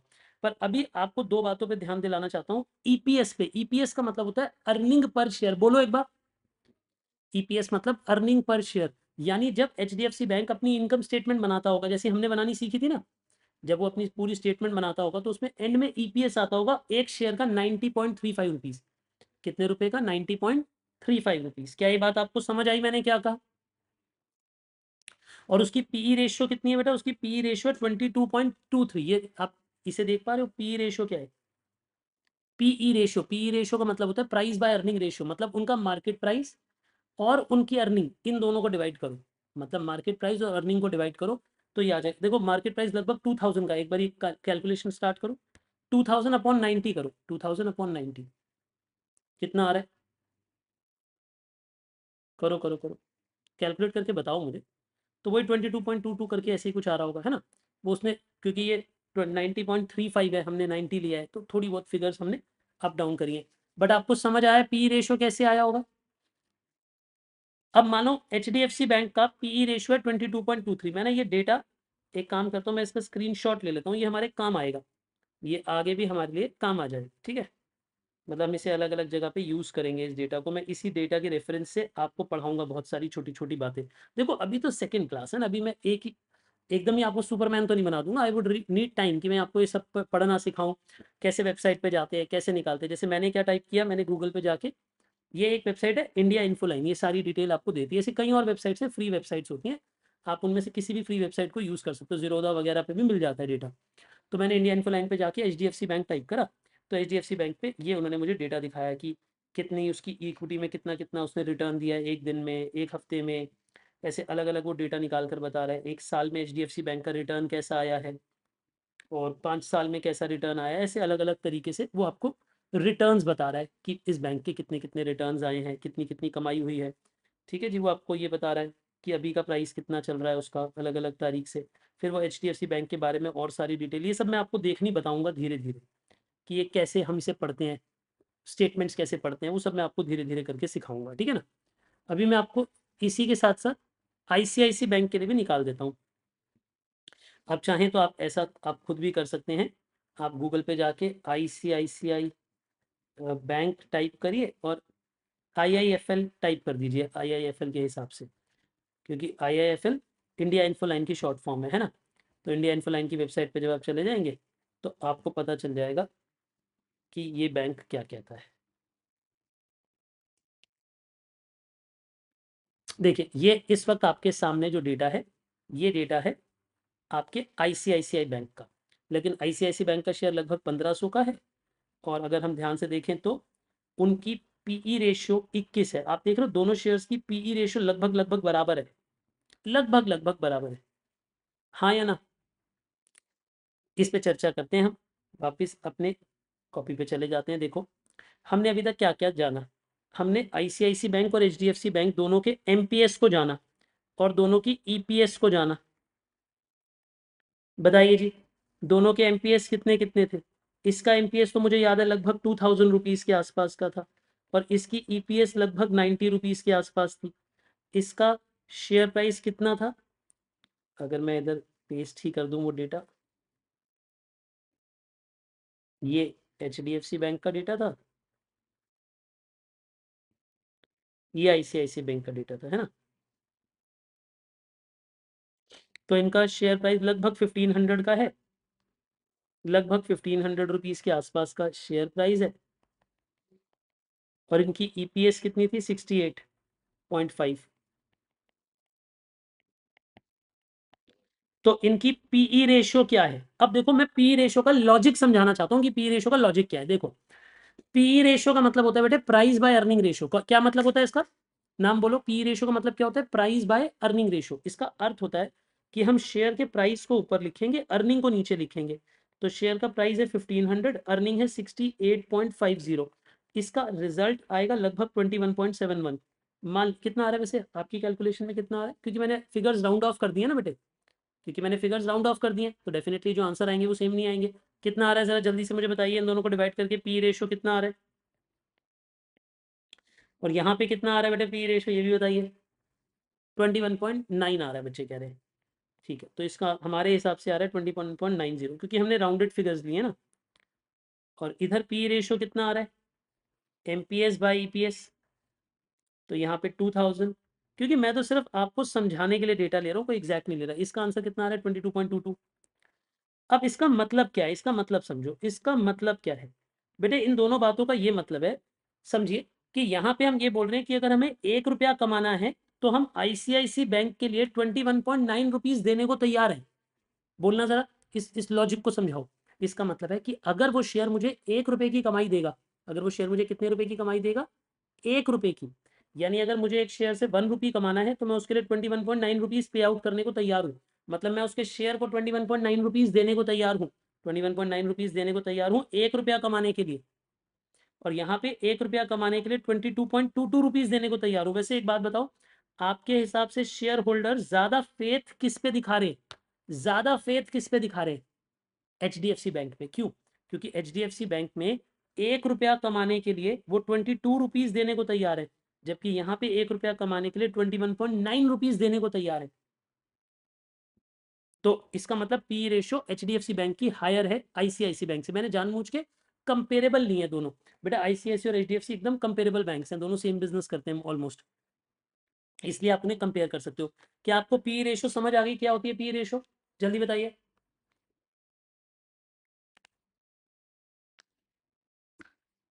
रेशियो चैप्टर में एक कंसेप्ट दोबारा आएगा, तब हम डिस्कस करेंगे कि पी रेशियो हाई होनी चाहिए कि लो होनी चाहिए, वो हम तब डिस्कस करेंगे। ये इधर के टॉपिक का कंसेप्ट नहीं है। अभी मेरा काम था सिर्फ पी रेशियो इंट्रोड्यूस कर देना। क्या पी रेशियो इंट्रोडक्शन हो गई माइंड में अच्छे से? देखो इसी तरीके से प्रैक्टिकली ही पढ़ेंगे हम मेजरली अपनी फाइनेंस, है ना, प्रैक्टिकल एग्जांपल्स के साथ। ये लिखना चाहते हो आप या लिख चुके हो आप? लिख लिया है? नहीं लिखा है? जल्दी लिखो बेटा, जल्दी से जल्दी लिखो, एकदम क्विकली लिखिए, एकदम क्विक, जल्दी जल्दी कॉपी करिए। एक बच्चे ने एक सवाल पूछा कि sir who is ready to pay for 21.9 rupees और आउटसाइड आईसीआईसी बैंक और आउटसाइड मार्केट? बेटा बाहर की मार्केट, जैसे मानो मैंने आईसीआईसी बैंक के शेयर खरीदा आज, तो मतलब मैं 1 रुपए की कमाई के लिए 21.9 रुपीज में शेयर खरीद रहा हूँ, ऐसे समझो। क्योंकि जब मैं आईसीआईसी बैंक का एक शेयर खरीदूंगा वो मुझे 68.5 रुपीज की कमाई देगा और उसके लिए मैं 1500 रुपीज पे करने को तैयार हूँ। तो मतलब मैं 1 रुपए की कमाई के लिए 21.9 रुपीज पे करने को तैयार हूँ। मार्केट प्राइस इतना है। पी रेशो का फॉर्मूला क्या है बेटे? याद रखो कि प्राइस बाय अर्निंग। बोलो क्या फॉर्मूला है पी रेशो का? जल्दी बोलो। प्राइस बाय अर्निंग, प्राइस ऊपर नीचे अर्निंग। क्लियर हो गई ये बात? प्राइस बाय अर्निंग रेशो भी समझ आ गई आप सबको? ठीक है जी। एक बच्चा कह रहा है देखो कि पी रेशियो में H D F C bank ज़्यादा है, इसका मतलब H D F C bank महंगा चल रहा है, तो क्या हम उसे बेच देंगे? वाह वाह वाह, आप आपकी बिल्डिंग महंगी हो रही होती है, आपके प्लॉट महंगे हो रहे होते हैं, आप उसे बेच देते हो या होल्ड करते हो? देखो मैं यहाँ पे फाइनेंसिंग समझाने के लिए नहीं आया हूँ, मतलब मैं आपको इन्वेस्टमेंट समझाने के लिए नहीं आया, मेरा काम है फाइनेंस समझा देना। मैं आपको लॉजिकली डिसीजन लेना सिखा रहा हूँ। बट जैसा आपका सवाल था वो बिल्कुल बेवकूफ़ी का सवाल था कि सर महंगा हो रहा है तो हम बेच देंगे। बेटा महंगी चीज़ बेची थोड़ा ना जाती है। आप ये सोचोगे कि उसके पास कितना बुल रन बचा है, क्या वो और आगे भागेगा कि नहीं भागेगा। आप उसे तब बेचते हो जब आपको लगता है कि अभी और नहीं बढ़ेगा, गिरेगा। तो ये तो सिर्फ एक डेटा पॉइंट हुआ ना, एक डेटा पॉइंट के हिसाब से आप डिसाइड नहीं कर सकते कि आप उस चीज़ को बाय करोगे या सेल करोगे। बहुत सारी और डेटा पॉइंट्स आपको चाहिए, बहुत सारी और जानकारी उन शेयर्स के बारे में आपको चाहिए। ठीक है जी। एक बच्चे हैं बेटा, एक बार ज़रा सब लोग ताली बजा दें। ठीक है ना? वैसे अभी आप क्योंकि पढ़ाई कर रहे हैं तो स्टैंडिंग ओवेशन दे नहीं पाएंगे, अगर सामने होते 21-21 चांटों की सलामी देते इन्हें। उनका नाम है आर्यन शर्मा, ठीक है ना। 21 तोपों की सलामी नहीं दी जाती बेटा, ऐसे बच्चों को 21 चांटों की सलामी दी जाती है। वो हमें कह रहे हैं कि सर मेरा ऑर्डर आया था, वो मैं लेने गया था, एक बार इस एग्जाम्पल को रिपीट कर दो। आप समझ रहे हो? अगर ये हमारे सामने होता तो उस वक्त हम क्या करते? इसकी किस्मत बहुत अच्छी है कि ये ऑनलाइन पढ़ रहा है, क्योंकि ये पब्लिकली जाने लायक बच्चा नहीं है बेटे, कूट दिया जाता है ये। मतलब मैं क्या, पूरी क्लास कूटती बेटा आपको। अपना हाल सोचो क्या होता। अपना थोड़ा ध्यान रखो, कोई अच्छी सी एफडी वफडी कराओ बेटा अपने लिए, जो काम आए। ठीक है, अब कैमरा बंद कर लिया इसने अपना। अरे मजाक करने यार, जज्बाती क्यों हो गया। आइए सर, बताओ। क्लास ना होगी, मजाक ही बना लिया बच्चे ने। वापिस आओ क्वेश्चन पे। हाँ जी, हम थे यहाँ पे एमपीएस बाय, हमें दिया हुआ है और पी रेशो दिया हुआ है। अब एक बात बताओ, अगर मुझे शेयर का एमपीएस पता है और शेयर का पी रेशो पता है, अगर मुझे ये दोनों बातें पता है, तो मुझे इससे क्या पता लग सकता है? सोच के बताओ, कॉमन सेंस। अगर मुझे पीई रेशियो पता है, एमपीएस पता है, एक बात बताओ, पीई रेशियो का मतलब क्या होता है? MPS by EPS. अगर मुझे ये भी पता है, ये भी पता है, तो ये निकल आएगा, ईपीएस डिराइव हो जाएगा। और ईपीएस डिराइव हो जाएगा तभी तो नंबर ऑफ शेयर्स आएंगे। आइए जरा, अब एक बात हो, अर्निंग आफ्टर टैक्स। अब अर्निंग आफ्टर टैक्स में से प्रेफरेंस शेयर्स तो है नहीं, प्रेफरेंस डिविडेंड तो है नहीं, तो इसे उड़ा दो। अब बात बची ईएईएस की, earning available to equity shares, वो भी 14,000 हो गया। अब मुझे एक बात बताओ, divided by number of shares होगा। अब नंबर ऑफ इक्विटी शेयर्स भी हमें निकालना पड़ेगा। अब वो कहता है कि ईपीएस कैसे आएगा, उसका हिंट हमें दे रहा है। ईपीएस कैसे आएगा उसका हिंट दे रहा है। बताओ ईपीएस कितना होगा? मैं समझाऊं कितना होगा, देखो। वर्किंग नोट नंबर 5 पढ़ो बेटा। पीई रेशियो का मतलब होता है एमपीएस बाय ईपीएस। बेटा पीई रेशियो का मतलब होता है एमपीएस बाय ईपीएस। तो अगर मुझे पी रेशो कितनी बताई थी इधर, उन्होंने बोला था पी रेशो 10 होगी तो एमपीएस 140 होगा। तो अगर ये 10 होगी तो ये 140 होगा। तो ईपीएस कितना होगा आप सोच के बताओ बेटा, ईपीएस कितना होगा? डिवाइड कर दो, 14 रुपीज ईपीएस होगा। अब आपको समझ आया फॉर्मूला क्यों समझाया था मैंने आपको पी रेशो का? इसी पल के लिए समझाया था कि आप पी रेशो से ईपीएस निकाल सको। पी रेशो से क्या निकाल सको बेटे? ईपीएस निकाल सको। ये बात आपको क्लियर हो गई मैंने क्या कहा? ठीक है जी। तो ये आया ईपीएस 14 रुपीज। तो ईपीएस 14, अगर बेटा मैं यहाँ पे ईपीएस को 14 रुपीज रख दूं वर्किंग नोट नंबर 5 से निकाल कर, तो आप क्या मेरे लिए नंबर ऑफ शेयर्स डिराइव करके दे सकते हो मुझे कितने होंगे? आप बताओ नंबर ऑफ शेयर्स कितने होंगे? बेटा 14,000 को किससे डिवाइड करूं कि 14 आ जाए? तो अब आप कहोगे सर जरूर आपने इसे 1000 शेयर से डिवाइड किया होगा, तब जाके 14 आएगा।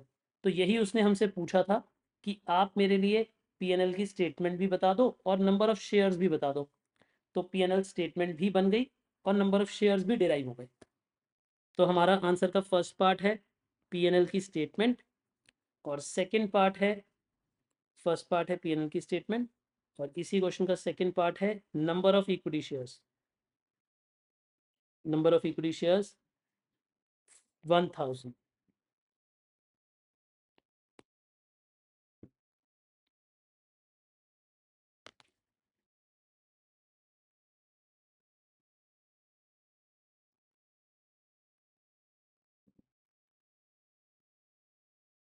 हाँ जी बच्चे, क्लियर हो गई बात?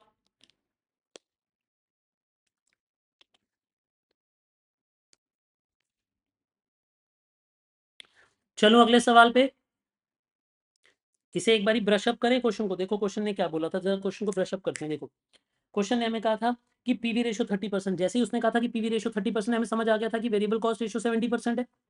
ये बात हमें समझ आ गई थी।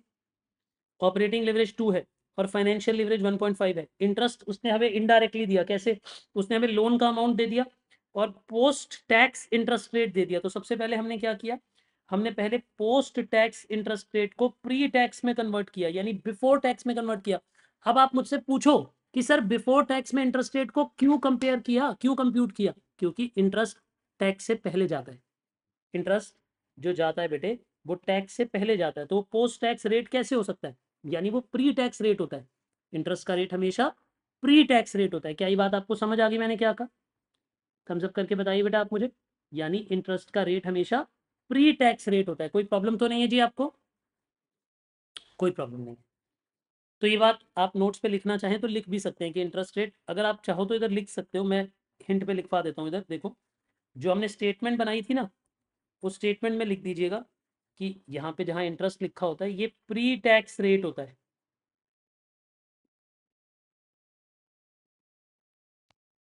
यानी जब इंटरेस्ट निकाला जाएगा तो वो प्री टैक्स वाले इंटरेस्ट रेट पे निकाला जाएगा। ऑब्वियसली, क्योंकि टैक्स बाद में माइनस हो रहा है, क्योंकि टैक्स बाद में माइनस हो रहा है। ये बात भी क्लियर हो गई आपको? शाबाश। तो इंटरेस्ट जो है वो प्री टैक्स वाले रेट पे निकाला जाएगा।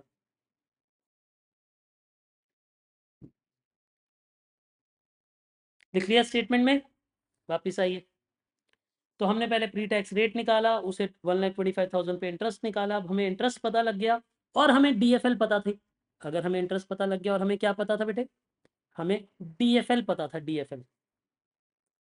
समझते हो आप मेरी बात? हमें क्या पता था? हमें डीएफएल पता था। तो हमने क्या किया, अगर हमें डीएफएल पता था बेटे, तो इसे हमने यहाँ पे यूज कर दिया। इसे हमने यहाँ पे यूज कर लिया इंटरेस्ट को, और ईबीआईटी को एक्स ले लिया, तो उससे ईबीआईटी आ गया। अब ईबीआईटी आ गया तो ईबीआईटी की मदद से कंट्रीब्यूशन आ गया डीओएल में। अब कंट्रीब्यूशन आ गया और वो 30% होता है, तो उसकी हेल्प से सेल आ गई, यानी सेल आ गया, वेरिएबल कॉस्ट आ गई, कंट्रीब्यूशन, ईबीआईटी, इंटरेस्ट, टैक्स, सब आ गया यहाँ तक का अमाउंट। अब क्वेश्चन ने कहा पीई रेशियो। पीई रेशियो में से हमें ईपीएस मिल जाएगा।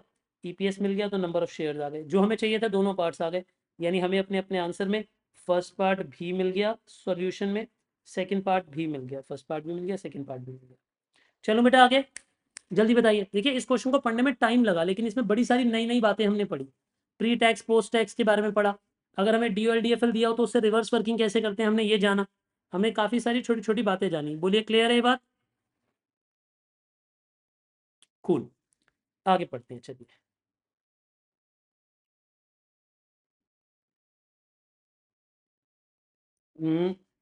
क्वेश्चन नंबर 4 फास्ट स्पीड में पढ़ेंगे बेटा, काफी फास्ट स्पीड में, ठीक है ना। देखिए, fine limited has estimated that the new product its operating break even point. ओहो, ये नहीं भी हम पढ़ा सकते, मैंने आपको ब्रेक इवन पॉइंट का कंसेप्ट नहीं समझाया, इसे वेट करना पड़ेगा। यानी इस क्वेश्चन को अभी हमारी वेट करनी पड़ेगी। मुझे पढ़ाना है आपको ऐसा क्वेश्चन जिसमें ईपीएस वगैरह हो। हाँ, अगले क्वेश्चन में है, यानी कि फिफ्थ क्वेश्चन में है। आइए अब मेरे साथ फिफ्थ क्वेश्चन पे आइए जरा कृपया करके।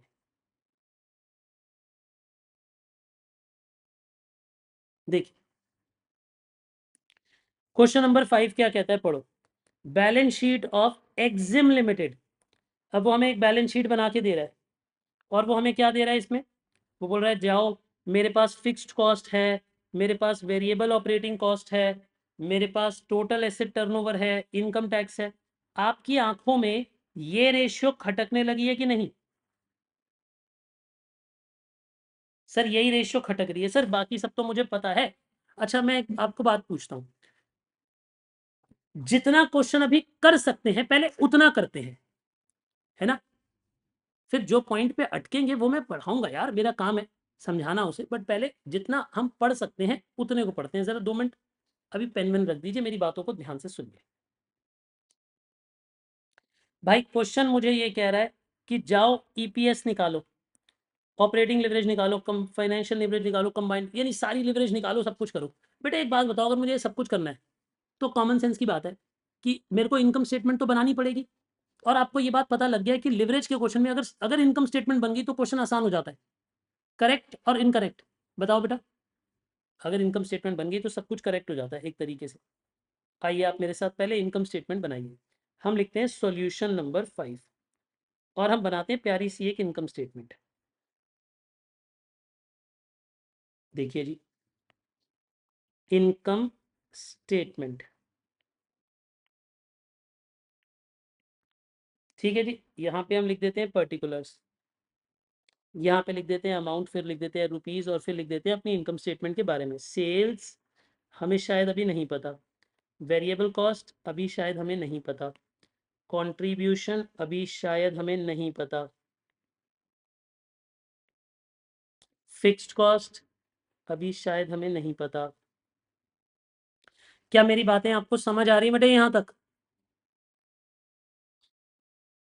Contribution minus fixed cost. अब देखिए जरा ध्यान से, हमें फिक्स्ड कॉस्ट पता है एक्सक्लूसिव ऑफ इंटरेस्ट 16 लाख रुपए की है, ये पता है 16 लाख रुपीस।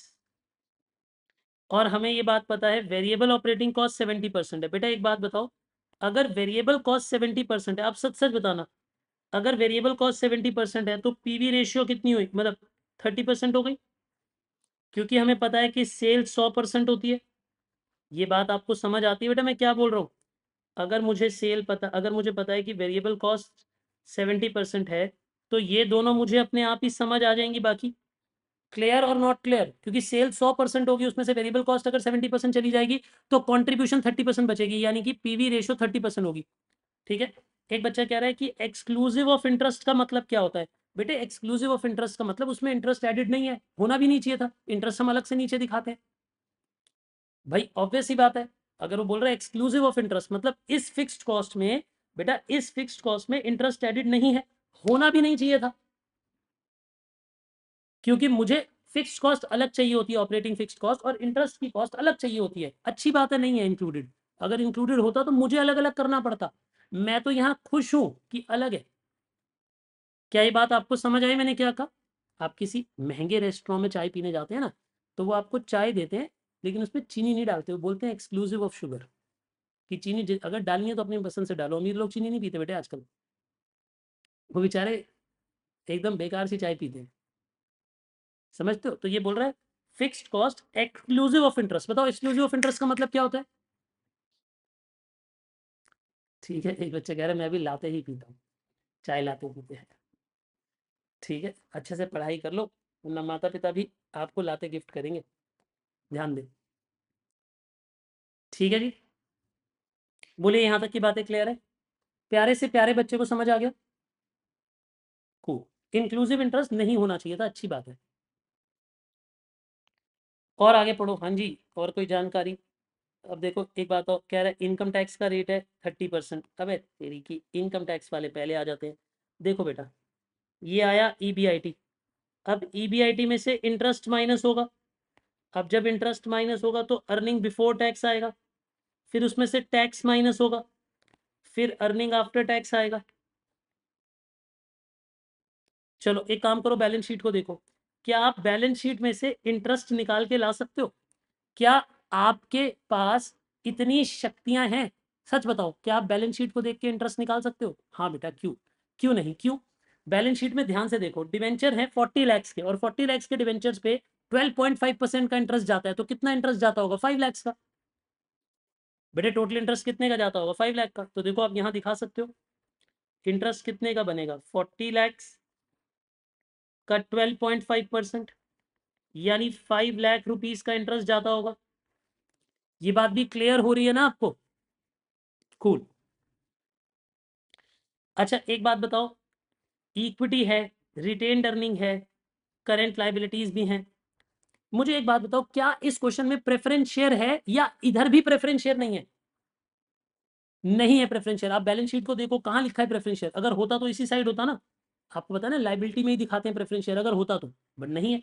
इसका मतलब प्रेफरेंस शेयर को फिर खा जाओ। अच्छा मैं एक बार बार ये प्रेफरेंस डिविडेंड लिख के दिखाया करूं, या ये स्टेप ही खा जाऊं, सीधा ईएईएस लिख दूं? देखो अगर मैं इसे गायब ही कर दूं, मैं कहूं यही ईएईएस बन गया, तो आप घबराओगे तो नहीं ऐसा लिखने से? क्या बार बार लिख के दिखाऊं कि प्रेफरेंस डिविडेंड नहीं है, नहीं है, नहीं है? बोलो मेरी बातें आपको समझ आई? खा गए हम इसे सीधा। अच्छा अगर मैं इसे divided by number of equity shares कर दूं, तो आप मुझे बताओ क्या आ जाएगा? सोचकर बताना। अगर मैं इसे divide by number of equity shares कर दूं तो मैं किस पे पहुंच जाऊंगा? यानी सर हम अर्निंग पर शेयर पे पहुंच जाएंगे। कहां पहुंच जाएंगे? अर्निंग पर शेयर, यानी ईपीएस पे पहुंच जाएंगे। बताइए जी, नंबर ऑफ इक्विटी शेयर्स कितने हैं? कोई मुझे बता सकता है नंबर ऑफ इक्विटी शेयर्स कितने हैं इस क्वेश्चन में? कोई है इतना वीर? देखो मैं बताता हूँ आपको।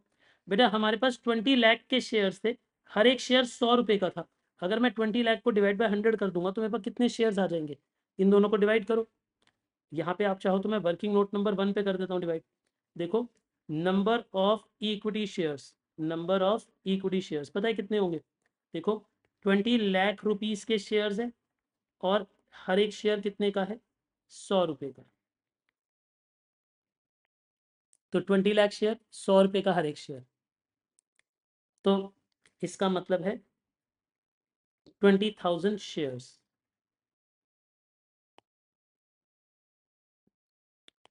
20,000 शेयर्स, बोलिए ये बातें क्लियर हो गई आपको?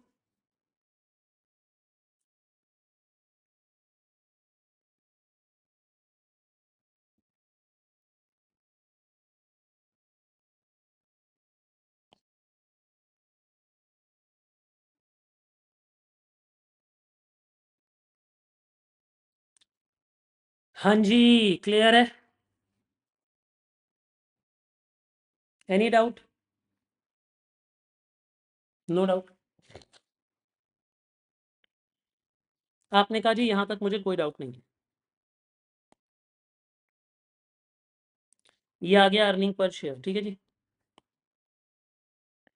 अब देखो क्वेश्चन में और कोई जानकारी है नहीं है।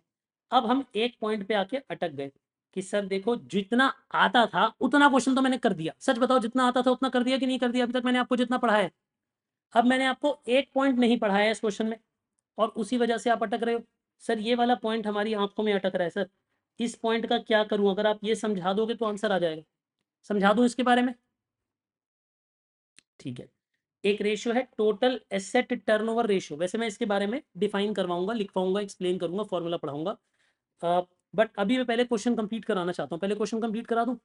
देखो टोटल एसेट टर्नओवर रेशियो का मतलब होता है, इस रेशियो का एक फॉर्मूला है और वो फॉर्मूला ये कहता है, देखिए टोटल एसेट टर्नओवर रेशियो, इस रेशियो का एक फॉर्मूला होता है सेल्स अपॉन टोटल एसेट्स। क्या फॉर्मूला होता है? सर ये कैसे आया कैसे नहीं आया मैं बताऊंगा आपको अभी, इस क्वेश्चन के बाद ही बताऊंगा इस फॉर्मूला के बारे में, चिंता मत करो।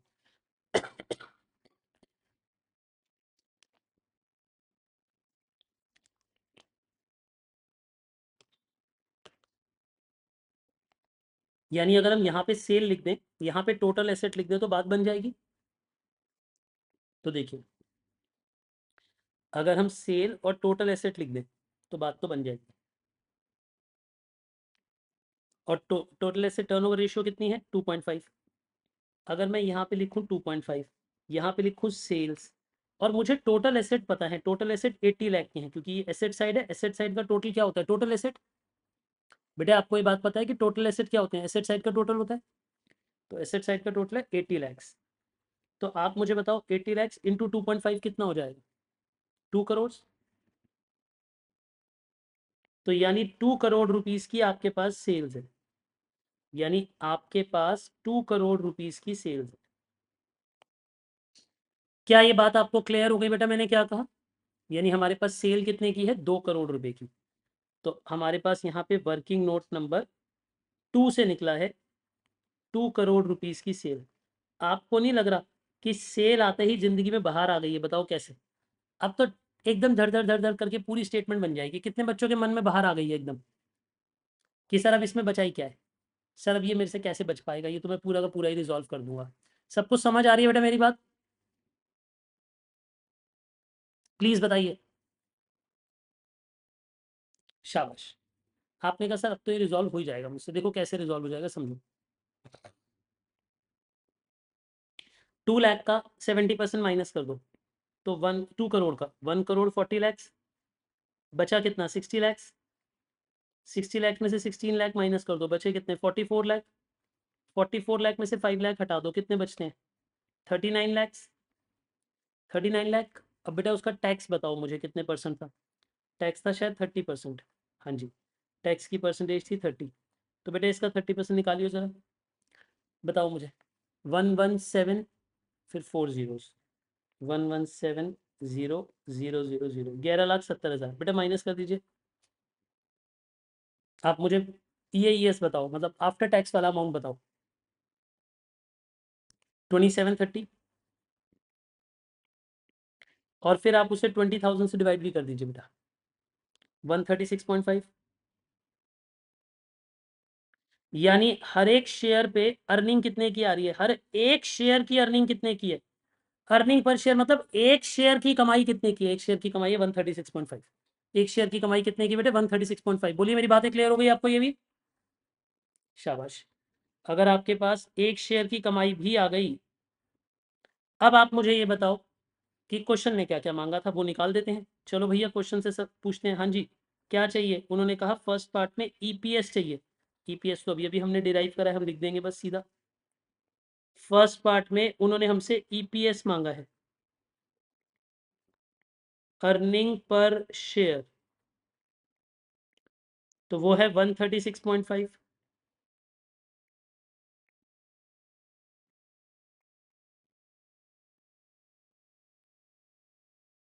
ठीक है जी, दूसरा ऑपरेटिंग लिवरेज,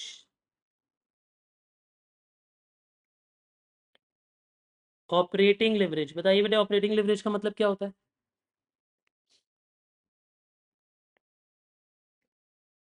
बोलिए जी। What do you mean by operating leverage, operating leverage का मतलब होता है कंट्रीब्यूशन अपॉन ईबीआईटी, यानी 60 लैक्स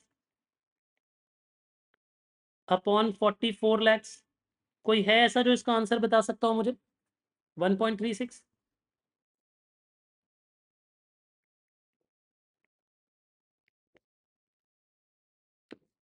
ठीक है जी, थर्ड पार्ट पे आए, क्या हम इसके थर्ड पार्ट पे आ जाएं।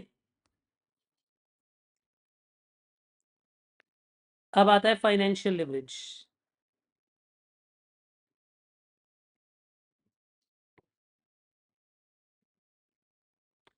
यानी ईबीआईटी अपॉन ईबीटी, यानी 44 lakh rupees upon 39 lakh rupees. कोई है ऐसे जिसने इसे भी निकाल दिया बेटा, 1.128, 1.128। और फोर्थ पॉइंट है कंबाइंड लिवरेज,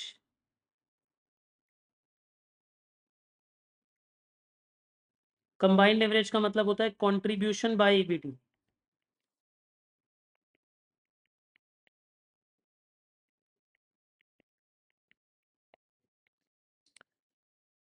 बताइए जी, 60/39 कितना आया इसका आंसर, 1.538।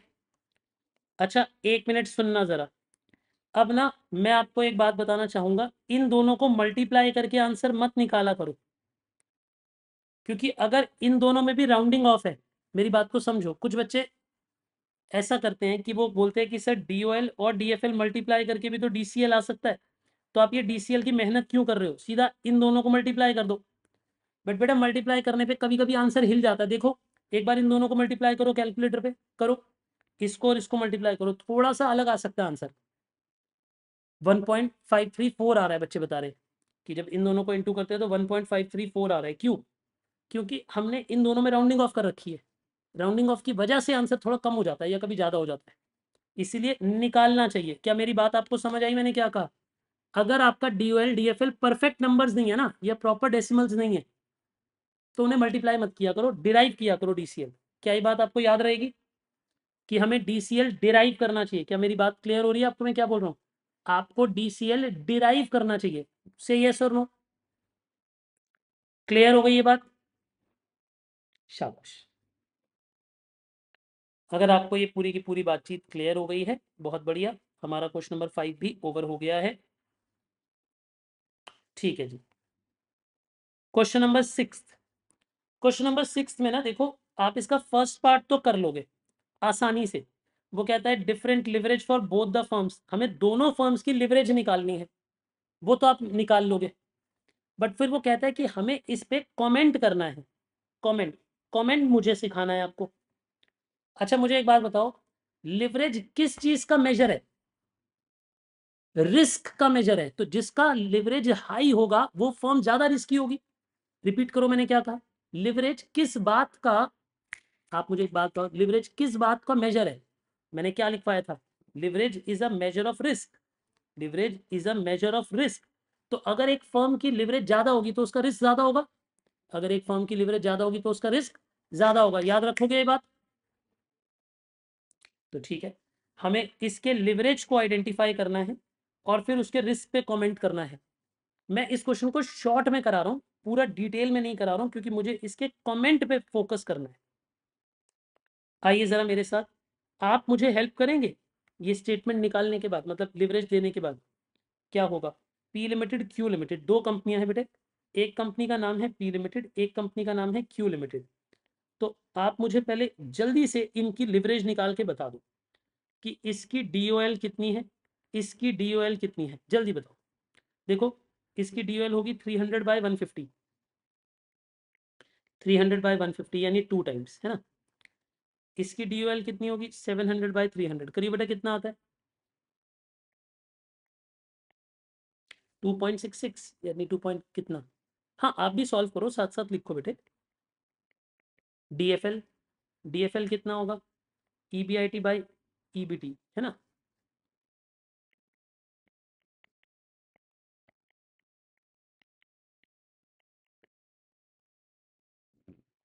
300/200,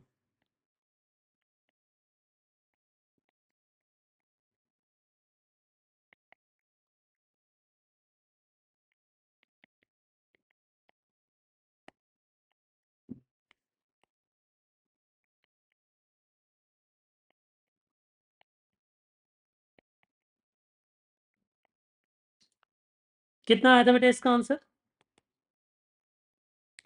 2.33।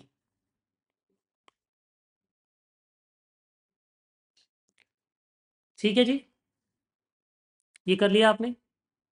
मेरे हिसाब से लिवरेज निकालना तो बच्चों का खेल था बेटा, लिवरेज निकालना तो बच्चों का खेल था।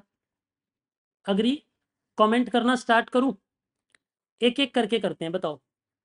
अब ना आपको याद रखना है कि मैंने क्या लिखवाया था। मैंने आपको बताया था कि डीओएल जो होता है वो ऑपरेटिंग रिस्क को नापता है, याद करो। डीओएल जो है वो ऑपरेटिंग फिक्स्ड कॉस्ट के रिस्क को नापता है, तो ऑपरेटिंग रिस्क को नापता है। इन दोनों बिजनेस में से ऑपरेटिंग रिस्क किसका हाई है, तो आप ये बोलोगे ऑपरेटिंग रिस्क के नजरिए से क्यू लिमिटेड का रिस्क हाई है। अगर आप ऑपरेटिंग रिस्क को नापना चाहते हो तो क्यू का रिस्क हाई है, ये देखो। तो पहली स्टेटमेंट इसी के बारे में लिखनी पड़ेगी हमें। तो जब हमें कमेंट लिखना है तो हम यही इसी के बारे में पहले कमेंट लिखेंगे। क्या लिखेंगे, the operating risk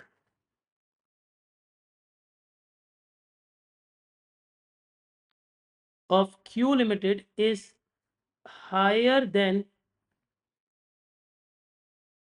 P Limited because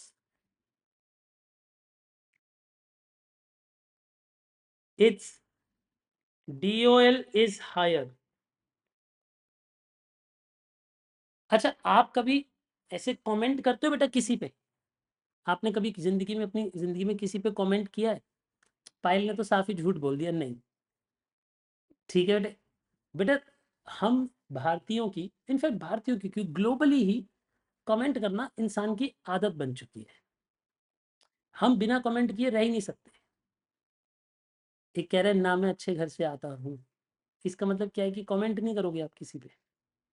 ऐसा कुछ नहीं बेटे, अच्छा घर बुरा घर। कमेंट एक जेनेरिक है, आप किसी को प्रेस करोगे वो भी तो एक कमेंट है। अगर आप किसी को अच्छा बोलते हो, प्रेस करते हो, तो वो भी तो एक कमेंट है बेटे। समझ पा रहे हो मैं क्या बोल रहा हूँ? तो कमेंट मतलब है कि जब आप किसी को कुछ बोलते हो, चाहे अच्छा या बुरा, है ना। जैसे हम किसी को बोलते हैं कि अरे आज तो आपका रिजल्ट बहुत ही बढ़िया आया है, आप तो बहुत अमेजिंग मार्क्स लाए हो, तो ये भी तो एक कमेंट है। हाँ, एक बच्चे ने बोला हम फ्रेंड के पोस्ट पे कमेंट करते हैं। ठीक है, बहुत बढ़िया। तो आपको यही देखना है कि देखो इन दोनों में से हायर कौन है, ये तो इसका ऑपरेटिंग रिस्क ज्यादा है। अच्छा, फाइनेंशियल रिस्क की बात करो, दोनों का फाइनेंशियल रिस्क बराबर है, तो सेकंड कमेंट क्या करोगे, द फाइनेंशियल रिस्क पे। अब आप बोलोगे the financial risk of both the firms is equal as they have same DOL, DFL, क्योंकि उनकी DFL सेम है। ठीक है जी, ये बातें आपको क्लियर होगी मैंने क्या कहा, क्योंकि उनकी DFL सेम है। अब तीसरी बात बताइए, combined risk. The combined risk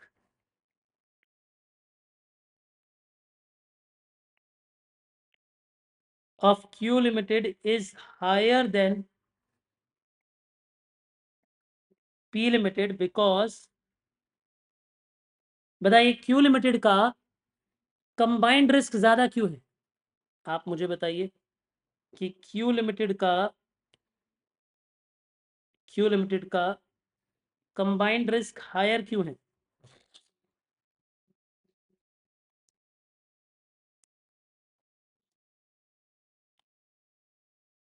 because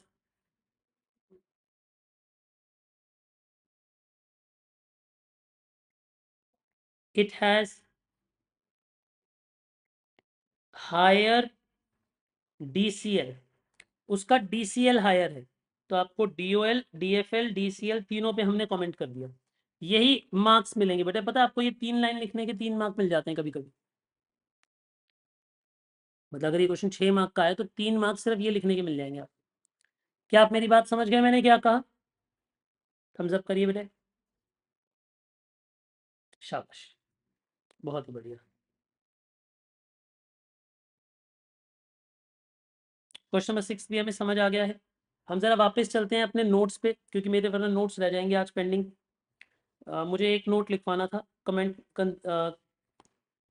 concept number 6 हो गए थे ना, नहीं 7 हो गए थे, 8th लिखवाना है। आइए जरा कंसेप्ट नंबर 8 पे आइए, लिखिए concept number 8, asset turnover ratio. कौन सी रेशियो बेटे? Asset turnover ratio. बताइए जी, मुझे बताइए एसेट टर्नओवर रेशियो का मतलब क्या होता है, जल्दी बताइए। एसेट टर्नओवर रेशियो क्या बताया था मैंने आपको? देखो आपको मैं एक ब्रह्मास्त्र देता हूं, ठीक है ना। जब भी कभी टर्नओवर रेशियो नाम आएगा, जब भी कभी क्या आएगा, टर्नओवर रेशियो, तो जो उसके नाम के आगे लिखा है ना, वो डिनोमिनेटर में चला जाएगा। जैसे अगर मैं बोलूं डेटर टर्नओवर रेशियो, तो बताओ फॉर्मूले में डिनोमिनेटर में क्या आएगा, जल्दी बताओ। डिनोमिनेटर में डेटर्स आएंगे, ठीक है। अगर मैं बोलूं कैपिटल टर्नओवर रेशियो, तो उसमें डिनोमिनेटर में कौन आएगा, कैपिटल आएगी। समझ आ गया आपको? इसी तरीके से अगर एसेट टर्नओवर रेशियो है, तो इसका फॉर्मूला क्या होता है? इसका फॉर्मूला होता है बेटे एसेट टर्नओवर रेशियो, यानी कि आप कितने की सेल्स करते हो और जब आपके टोटल एसेट्स कितने होते हैं। बेसिकली ये डिवाइड करने से टाइम्स में आंसर आता है, टाइम्स में, और इससे पता लगता है कि हम कितने गुना सेल करते हैं एसेट, जब हम, हमारे पास पैसा एसेट में लगा होता है, ठीक है। अच्छा मैं आपसे एक सवाल पूछता हूँ, कि ये एक गोलगप्पा बेचने वाला है। गोलगप्पा समझते हो क्या होता है? क्या बोलते हो, पुचका बोलते हो ना कुछ एरियाज में आप, और क्या बोलते हैं, पानी पूरी, और क्या नाम है इसका? बेटे नॉर्थ में तो हम लोग गोलगप्पा बोलते हैं, आप लोग कुछ एरिया में पानी पूरी बोलते हैं, और एरियाज में क्या बोलते हैं? सब में पानी पूरी। एक बोल रहे गपशप, पलोड़ी बोलते हैं, कई वाटर बॉल्स बोलते हैं। अंग्रेज में आए बेटा हमारे बैच में, ताली बजाओ, कह रहे वाटर बॉल्स। क्या बात है, पुचका, हाँ पुचका शायद वेस्ट बंगाल में बोलते हैं ना। अच्छा एक गोलगप्पा जी हैं, ठीक है, एक अंकल जी हैं जिनका नाम है गोलगप्पा जी, और एक है मिस्टर मुकेश अंबानी, जानते ही होंगे इसका नाम तो आप, है ना, इनका नाम आप जानते ही होंगे, मोटा भाई है ना। अब मुझे एक बात बताओ, इन दोनों में से किसकी टर्नओवर रेशियो हायर होगी? ए या बी, ऐसे आंसर दो मुझे, ए या बी।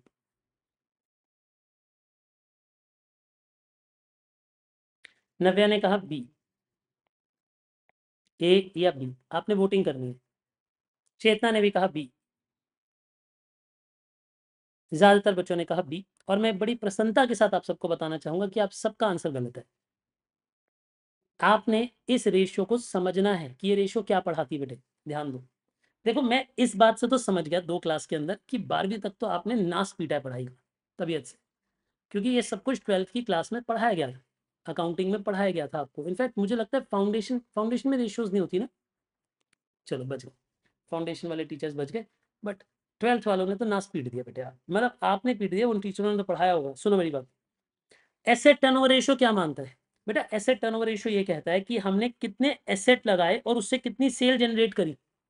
मैं आपको एक बात बताऊं, ये जो गोलगप्पा जी हैं, जो वाटर बॉल्स जी हैं, इन्होंने, आप एक बात बताओ, जो गोलगप्पे की रेडी होती है, रेडी समझते हो क्या होता है? कार्ट जो होती है ना, जो भी दुकान उन्होंने बाहर लगाई होती है रोड पे, वो कितने की लगती होगी? उनके एसेट कितने होंगे?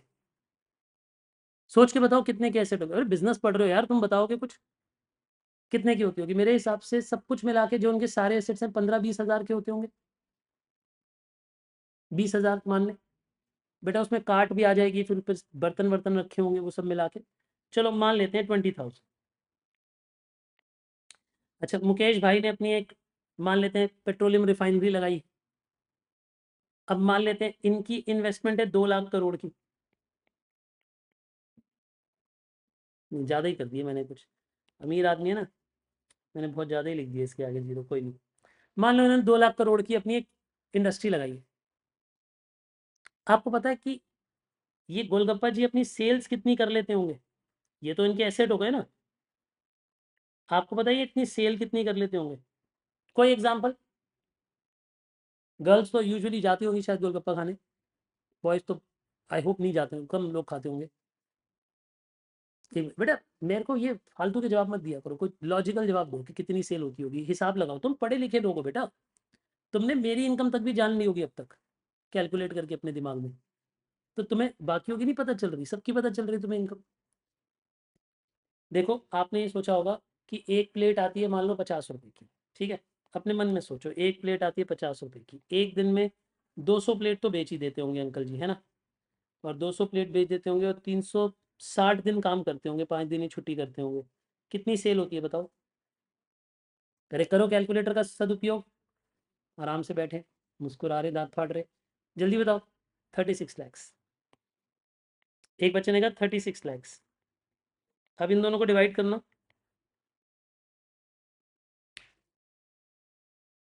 कितना आया? 180। यानी ये जितना पैसा एसेट में लगाते हैं उससे 180 गुना सेल कर देते हैं। यानी ये जितने पैसों के एसेट लगाए हुए हैं उससे 180 गुना रुपए की सेल कर देते हैं। समझते हैं आप मेरी बात? अभी आपको पता है, आपने, अब तो खैर काफ़ी समय हो गया, मुझे लगता है एक साल पुरानी या 2 साल पुरानी बात हो गई। न्यूज़पेपर में आया था एक, ऐसे ही किसी गोलगप्पे वगैरह बेचने वाले को जीएसटी का नोटिस आ गया था। पढ़ी थी आपने रिपोर्ट? उन्होंने क्या किया, सारी पेमेंट, मतलब जो भी आता है पेटीएम कर देता है, तो उनका पेटीएम की कलेक्शन जो, मतलब डिजिटल कलेक्शन थी, वो 40 लाख से ऊपर चली गई। अब जीएसटी वालों ने तो कहा भैया तुम बिना जीएसटी पे किए इतनी सेल कर, सोचो वो तो वो कलेक्शन थी जो कैश में नहीं थी, तो कैश में भी तो कलेक्शन होती होगी उनकी, तो मुझे लगता है 1 करोड़ की तो सेल ही कर दी उसने गोलगप्पे में। कई बार तो ऐसा लगने लगे आपको मैं क्या सीए कर रहा हूँ, बढ़िया बिजनेस मेरी नज़रों के सामने चल रहा है ना? बट ऐसा सोचना नहीं, बट मैं सिर्फ आपको एक एग्जांपल दे रहा हूँ,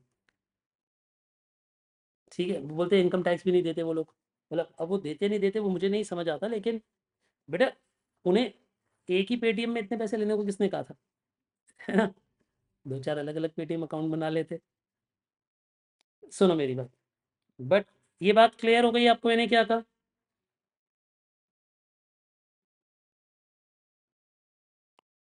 अब मैं आपसे एक बात पूछता हूँ, मुकेश भाई ने 2 लाख करोड़ की फैक्ट्री लगाई है, इनकी सेल क्या आपको लगता है 180 गुना होती होगी? कभी भी नहीं होती होगी। I can bet on it कि इतनी बड़ी फैक्ट्री की सेल शायद ही मैं बहुत बड़ी फिगर भी अगर बता दूं, बहुत बड़ी, तो भी शायद 20 लाख करोड़ की सेल कर देंगे। इतनी भी नहीं हो सकती, इतनी भी नहीं हो सकती बेटा। मैं बहुत एग्जैगरेट करके बता रहा हूँ आपके लिए। मेरे हिसाब से अगर 2 लाख करोड़ की फैक्ट्री लगाई, 1 लाख करोड़ की भी सेल नहीं कर सकते आप एक साल में। फिर भी चलो मैंने बहुत ज़्यादा एग्जैगरेट कर दिया, तो भी 10 टाइम्स। तो बताओ, एसेट टर्नओवर किसकी हमेशा ज़्यादा होगी? छोटे बिजनेसेस की। छोटे बिजनेसेस की एसेट टर्नओवर हायर होती है, क्योंकि उनकी एसेट में इन्वेस्टमेंट कम होती है। हमारी भी एसेट टर्नओवर हाई होती है, क्यों? क्योंकि हम जो पढ़ाने का काम करते हैं, हमारी सेल अच्छी होती है, लेकिन हमारी एसेट में इन्वेस्टमेंट नहीं होती उतनी। मेरा एसेट की इन्वेस्टमेंट कितनी होगी? 5-7 लाख, 10 लाख, अगर सारे एसेट्स भी गिन लूंगा, जिनकी हेल्प से मैं आपको पढ़ाता हूँ। क्या मेरी बात आपको समझ आ रही है बेटा मैंने क्या कहा?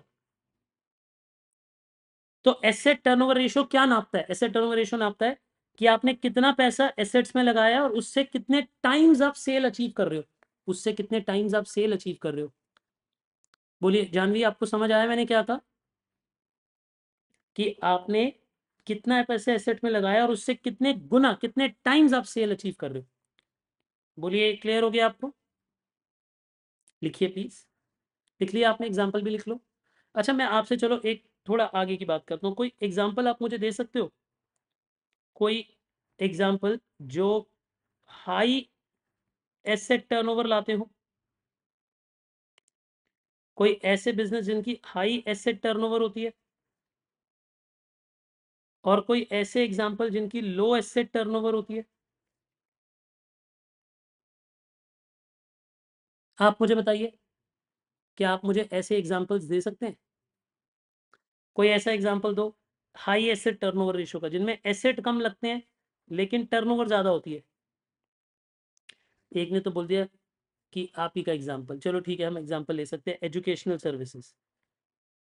हमारे हमेशा एसेट सस्ते होंगे, कम होंगे, बट हम सेल ज़्यादा जनरेट कर पाएंगे। सीए की सर्विसेज, सीए ऑफिस की सर्विसेज, ठीक है।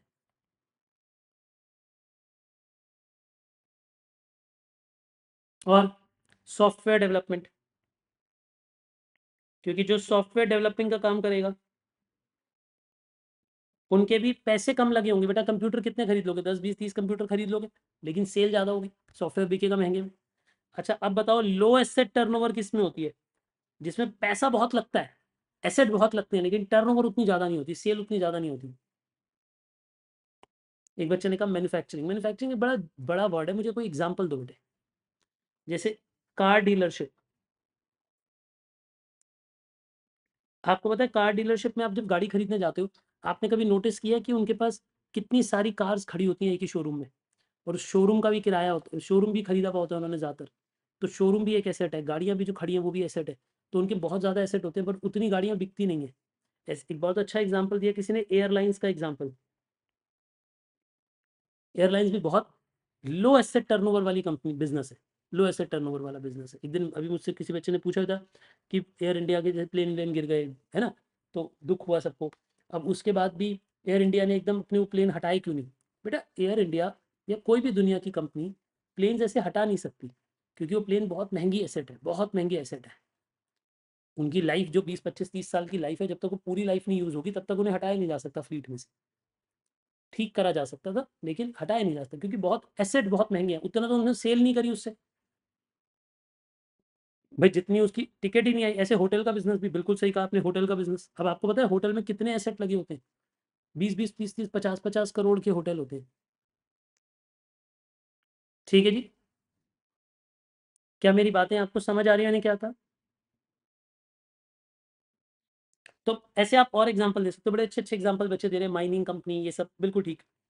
बट आई होप आपको एसेट टर्नओवर रेशियो के बारे में बात समझ आ गई मैंने क्या कहा। ठीक है, कोई प्रॉब्लम तो नहीं है। अभी ना 5 मिनट और है, बट मैं नया कोई क्वेश्चन नहीं कराना चाहता, तो मैं एक दो छोटी छोटी बातें आपको बताता हूँ जो आपके कोर्स में काम आएंगी आपकी। ठीक है, लिखिए ज़रा, इसे कंसेप्ट नंबर 9 बना के लिख लो चाहे।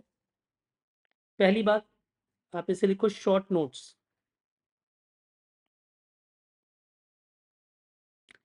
ठीक है जी, एक नोट तो आपको ये पता होना चाहिए कि अगर कभी आपको कूपन रेट दिया हो तो समझ जाना, कूपन रेट का मतलब होता है इंटरेस्ट रेट।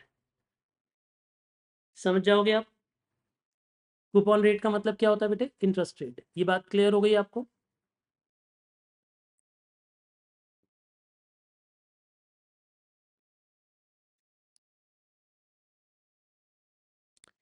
ऑर्डिनरी शेयर्स, अगर कभी लिखा हो ऑर्डिनरी शेयर्स या फिर लिखा हो कॉमन शेयर्स, तो समझ लेना कि कॉमन शेयर्स या ऑर्डिनरी शेयर्स का मतलब होता है इक्विटी शेयर्स। कॉमन शेयर्स या ऑर्डिनरी शेयर्स का मतलब क्या होता है बेटा? Equity shares. समझ जाओगे आप ये बात? राइट, ठीक बात है। अच्छा, अगर कभी मैं आपको ये लिख दूं 100 बेसिस पॉइंट्स या फिर 100 बीपीएस, तो समझ जाना वो होता है 1%। वो कितना होता है बेटे? 1%। अगर कभी क्वेश्चन में लिखा हो ना 100 बेसिस पॉइंट्स, तो समझ जाना 100 बेसिस पॉइंट मतलब 1%। ये टर्मिनोलॉजी है बेटे जो आपको पता होनी चाहिए फाइनेंस की। अगर कभी लिखा हो 200 बेसिस पॉइंट्स, तो समझ जाना 200 बेसिस पॉइंट्स का मतलब होता है 2%। ठीक है जी, क्या ये बात आपको समझ आ गई मैंने क्या कहा? ठीक है जी। अगर कभी लिखा हो ऑपरेटिंग प्रॉफिट, तो आप समझ जाना कि क्वेश्चन आपसे ईबीआईटी के बारे में बात कर रहा है। किसके बारे में बात कर रहा है बेटे? ईबीआईटी के बारे में बात कर रहा है। अगर क्वेश्चन में कभी लिखा हो ऑपरेटिंग प्रॉफिट, तो आप समझ जाना कि ईबीआईटी के बारे में बात हो रही है। समझ गए आप मेरी बात? अगर कभी किसी क्वेश्चन में, जैसे एग्जांपल लेते हैं, मैं ना आपके सामने एक कंपैरिजन दिखाता हूँ, इंडियन एंड वेस्टर्न सिस्टम। आपने कभी कभी एक बात नोटिस की होगी, अभी अब मुझे लिखने देना, बाद में आप कॉपी करना, ठीक है? कभी कभी आपने ऐसे देखा होगा कि हम लिखते हैं जैसे इंडिया में हम लोग लिखते हैं 1000, फिर कभी कभी हम लिखते हैं 1 लाख, फिर कभी कभी हम लिखते हैं 1 करोड़। ऐसे लिखते हैं ना बेटे? यानी इसे समझो, इसे बोलते हैं 1000, इसे बोलते हैं 1 लाख, इसे बोलते हैं 1 करोड़। ये तो आपको पता है ना? लेकिन फॉरेन में लोग क्या बोलते हैं? ऐसे बोलते हैं बेटे, वो बोलते हैं 1000, फिर वो बोलते हैं 30 और 30, उसे बोलते हैं मिलियन। उसे क्या बोलते हैं वो लोग? मिलियन। मतलब आप ये कहेंगे कि हम लोग हजार, लाख और करोड़ में पढ़ाई करते हैं, है ना? हम लोग कैसे पढ़ाई करते हैं बेटे? 1000, फिर 1 लाख, फिर 1 करोड़। हमारे सिस्टम में एक प्रॉब्लम है, हमारे सिस्टम में प्रॉब्लम है। क्या प्रॉब्लम है बताओ? हमारे सिस्टम में बेटा ये प्रॉब्लम है कि हम ना 1000 के बाद दो दो जीरो लिखने स्टार्ट कर देते हैं। ये बड़ी अजीब सी बात है कि हम पहले 3 जीरो लिखते हैं, फिर दो दो जीरो लिखते हैं। उनका सिस्टम ज़्यादा आसान है, हमें वो टफ लगता है, क्योंकि हमें समझ नहीं आती ये बात। लेकिन अगर हमें बचपन से ये पढ़ाया जाए तो ये आसान है, क्योंकि इसमें 3 जीरो और फिर अगले 3 जीरो, और फिर बिलियन में 9 जीरो,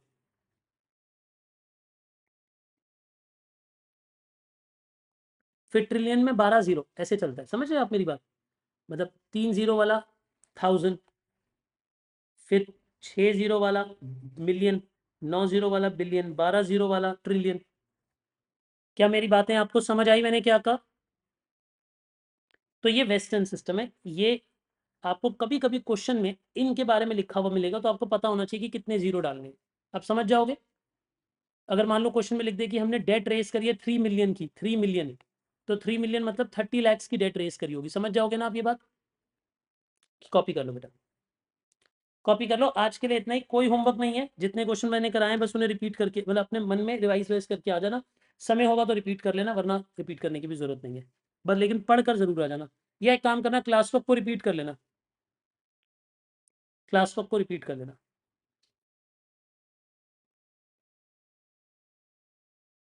ठीक है जी।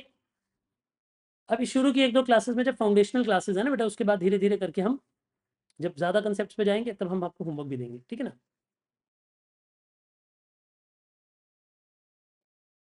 ठीक है बच्चे, I will see you next tomorrow in the tomorrow's class. ठीक है, जिनकी कॉस्टिंग की क्लास है उन्हें बाद में लाइव मिलेंगे कॉस्टिंग में, एफएम वालों को कल मिलेंगे।